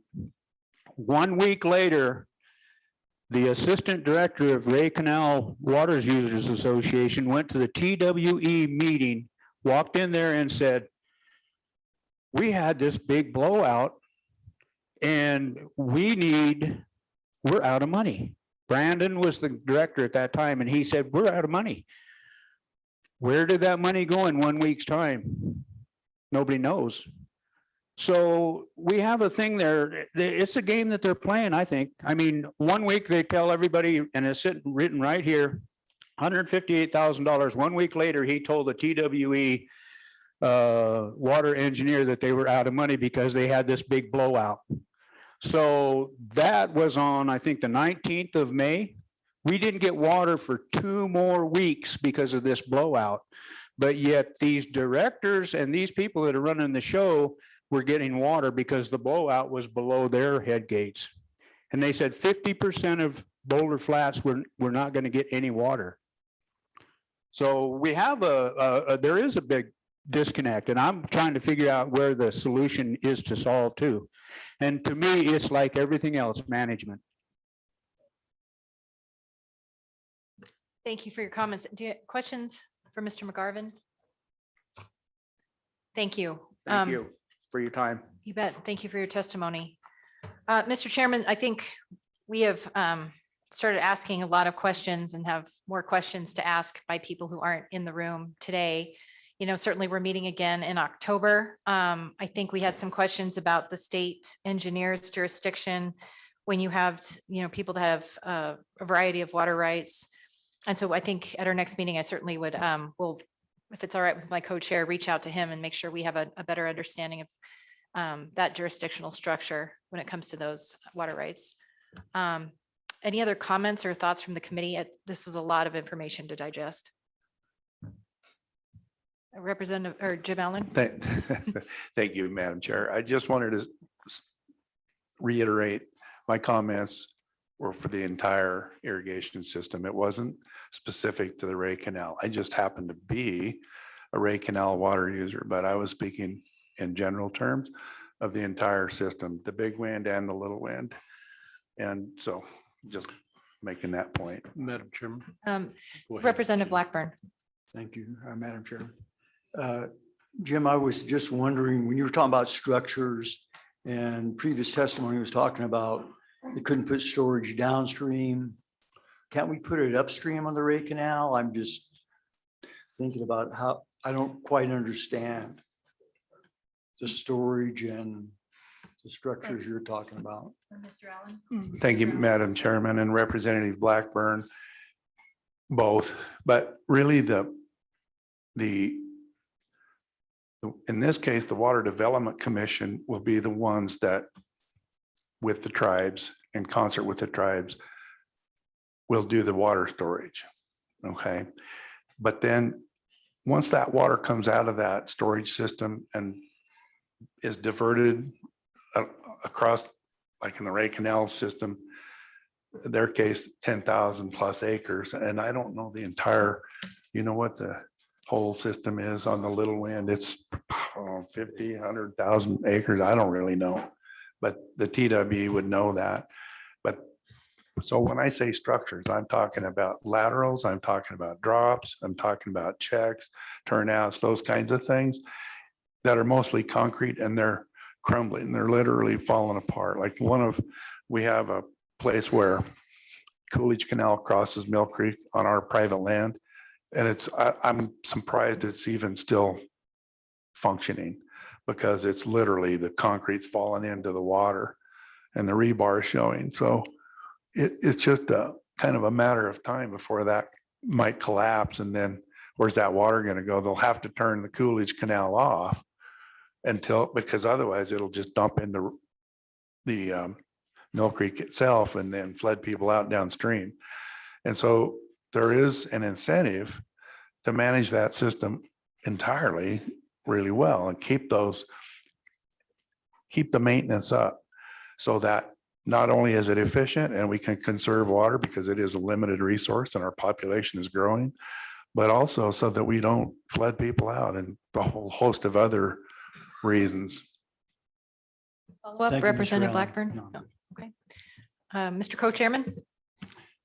Madam Co-Chairman, I'd also maybe, as we talked about this in October, maybe we could make the right request to see what the anticipated projects were for the wind money, see where those go system-wide, kind of get a feel for how that's what they've been, since that act has been enacted, what projects have been done, what the I think there's always a concern when you have money come into a system like that, that it's easy to spend it on equipment and not put it to the infrastructure. And I'm just a little curious on the requirements of that money as it is allocated. No, I think any other questions for our testifiers here today or witnesses? Okay. Thank you both for being with us today. Is there anyone else that would like to Thank you. Thank you. Thank you. Is there anyone else that would like to testify in this issue? If I could just see a show of hands. I have one individual in the far back of the room. Would anyone else would like to testify on this issue? Okay, welcome, sir. Come on up. Yep. And just as a matter of course, all questions are directed through the chair, and then you might turn off that green light on that microphone there. It gets feedback, or unless you want to use it. Thank you. Welcome, Mr. LeBeau, and identify yourself for our committee. Thank you. Thank you, Madam Chairman. My name is Wade Warren LeBeau. I'm a Shoshone tribal member. I'm a veteran. I came back in about 2008. and I was gone for about 18 years. And when I came back, I'd had some land given to me by my mother, and it was trust land. And that land is on Trout Creek. So it's right below within the Ray Canal system. And I had tried to get water for that piece of land since 2008. I have never successfully gotten water to my land. Now, my mother's place is on 262 Old Wind River Highway, which is also on the same water system. And I can't get water to that place. Although there is a ditch runoff that has been backed up. I brought it to the Ray Canal Board's attention. They were going to look at it, and they decided that it had been abandoned and that it's just going to sit the way it is. In doing so, the water runs off and it has cut across a corner of that piece of land into another lower ditch. You know, and it's water, so it's going to go somewhere and be used. Now, I've also been involved with the Ray Canal Water Board for about 3 years. And I've never successfully gotten anything done for either one of my pieces of property. Now, it seems that if you have enough clout or enough land, you know, you get your water. But if you're a little guy like me, you're not going to get anything. I've talked with the BIA. They said, oh, you got to talk to the Ray Canal Water Board. Now, as Mr. Garvin said, I was at the meeting where the chairman, you know, slammed his notebook on the paper and said, the reason you guys, that there aren't any Indians on this board is because you damn Indians don't show up. And so there's some animosity there between the Indians and the ranchers. And if he is big enough to say that in a room full of natives, makes you wonder how he acts behind closed doors. And so these concerns that I have with our board and with our water, you know, we look at, you know, people can say, yeah, I've been here 6 generations. Well, the Shoshone have been here. We can't even count how many generations. Everybody needs water. Everybody uses water. And with inflation, water gets more expensive. So whether it was $10 20 years ago or $30 today, a Cadillac from 10 years ago is a whole lot less than a Cadillac today. So we have to pay our dues, and I've been paying my dues since 2008. I've had to pay credit report people to remove negative accounts from the federal government for my water, because if you don't pay, they report your credit. And I tried not paying in protest because I'm not getting any water. Why should I pay for something I'm not getting? I'm a Shoshone tribal member. I can't get water. Why should I be paying for this water? Now, the solution to me is people working together. And I'm all in favor of this being 638'd out because maybe I'll have a say with that. I certainly didn't have a say with the Ray Canal Water Users Association. And so I just wanted to give my brief testimony of my experience in the past 3 years, actually since 2008, of how I've been treated here. So when the BIA was in charge of the water, I didn't get any water. Ray Canal Water Association, I didn't get any water. Well, this is another one, another way to see maybe I'll get water with this next board or this next way of organizing how water will be distributed. Now, regardless of the rights, we all know that, you know, the main water comes from the 1868 Fort Bridger Treaty. That's always looked at. And nowadays, treaties are being looked at more and more and more because of a lot of key cases, the McGirt case, the Hara case, the Snoqualmie versus Samish case, where we're seeing the rights of the natives being restored to what they should have been in the early 1900s. Now, the fact that natives want to start to try to mold their own futures seems to be a problem with some people. And that's what I see this water issue as being. Because right now, we are no longer blanket Indians. We can read, we can write, and we can speak.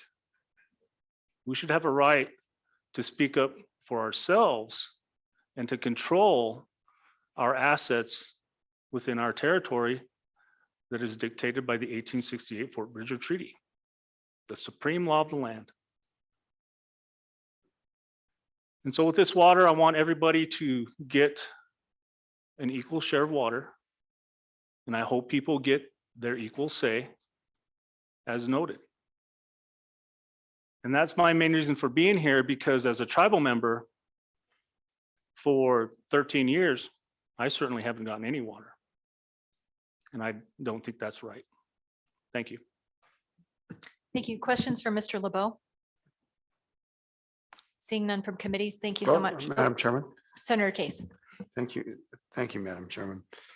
I think we're in the same boat in terms of at least the Episcopal mission there on Trout Creek. I think, that land must be pretty close to the land you're talking about. And it sounds like, and it's leased, benefits the church and the local congregation. The congregation is predominantly native, 90+% native. And they use the money that they can lease out the pastures if they can get it irrigated, but we couldn't lease it this year because they said you don't got any water. But we pay the water bill, and I paid it religiously, and so I'm in the same boat with you on this. I don't understand about the haves and the have-nots on this system. I do, I hear positive things about 638 as a move forward from when the BIA ran the systems, and it seems like there's hope there. But I'm just trying to understand how this system, I got to find more about this and try to help the folks. But I really appreciate it because you helped me to learn a little bit there. I think we're in the same situation. Yes, sir. Okay. Thank you. Any other questions for our presenter? Thank you for being with us. Thank you. Thank you for your information. Okay, with that, public testimony is closed on irrigation. Certainly this, I think, will be an ongoing topic. One that my co-chair and I will visit with, but I think we can get some answers at least from our state engineers, and hopefully at our next meeting, the tribal water engineer will be available to visit with us and give us an update as well. So more work to do on that topic. All right, Mr. Co-Chair, with that, I think we're getting close to the end of our agenda. The only other items I have are any other business, which I don't think we have any right now. Directives to staff. Heather, did we instruct you to do anything today other than draft a bill for us or introduce a bill? Madam Chair, the committee voted to sponsor the brucellosis bill as amended, and the committee has indicated a few things that it would like to see in October that have been noted. Okay, thank you. Any other committees members have any requests at this time of staff or of this committee? Okay, if not, we're going to adjourn for the day. We will meet tomorrow, Friday, August 20th, same location. We're going to start at 8:30 in the morning, and Representative Larson will be chairing that hearing. So with that, thank you everyone for being here today, and thanks for a great meeting.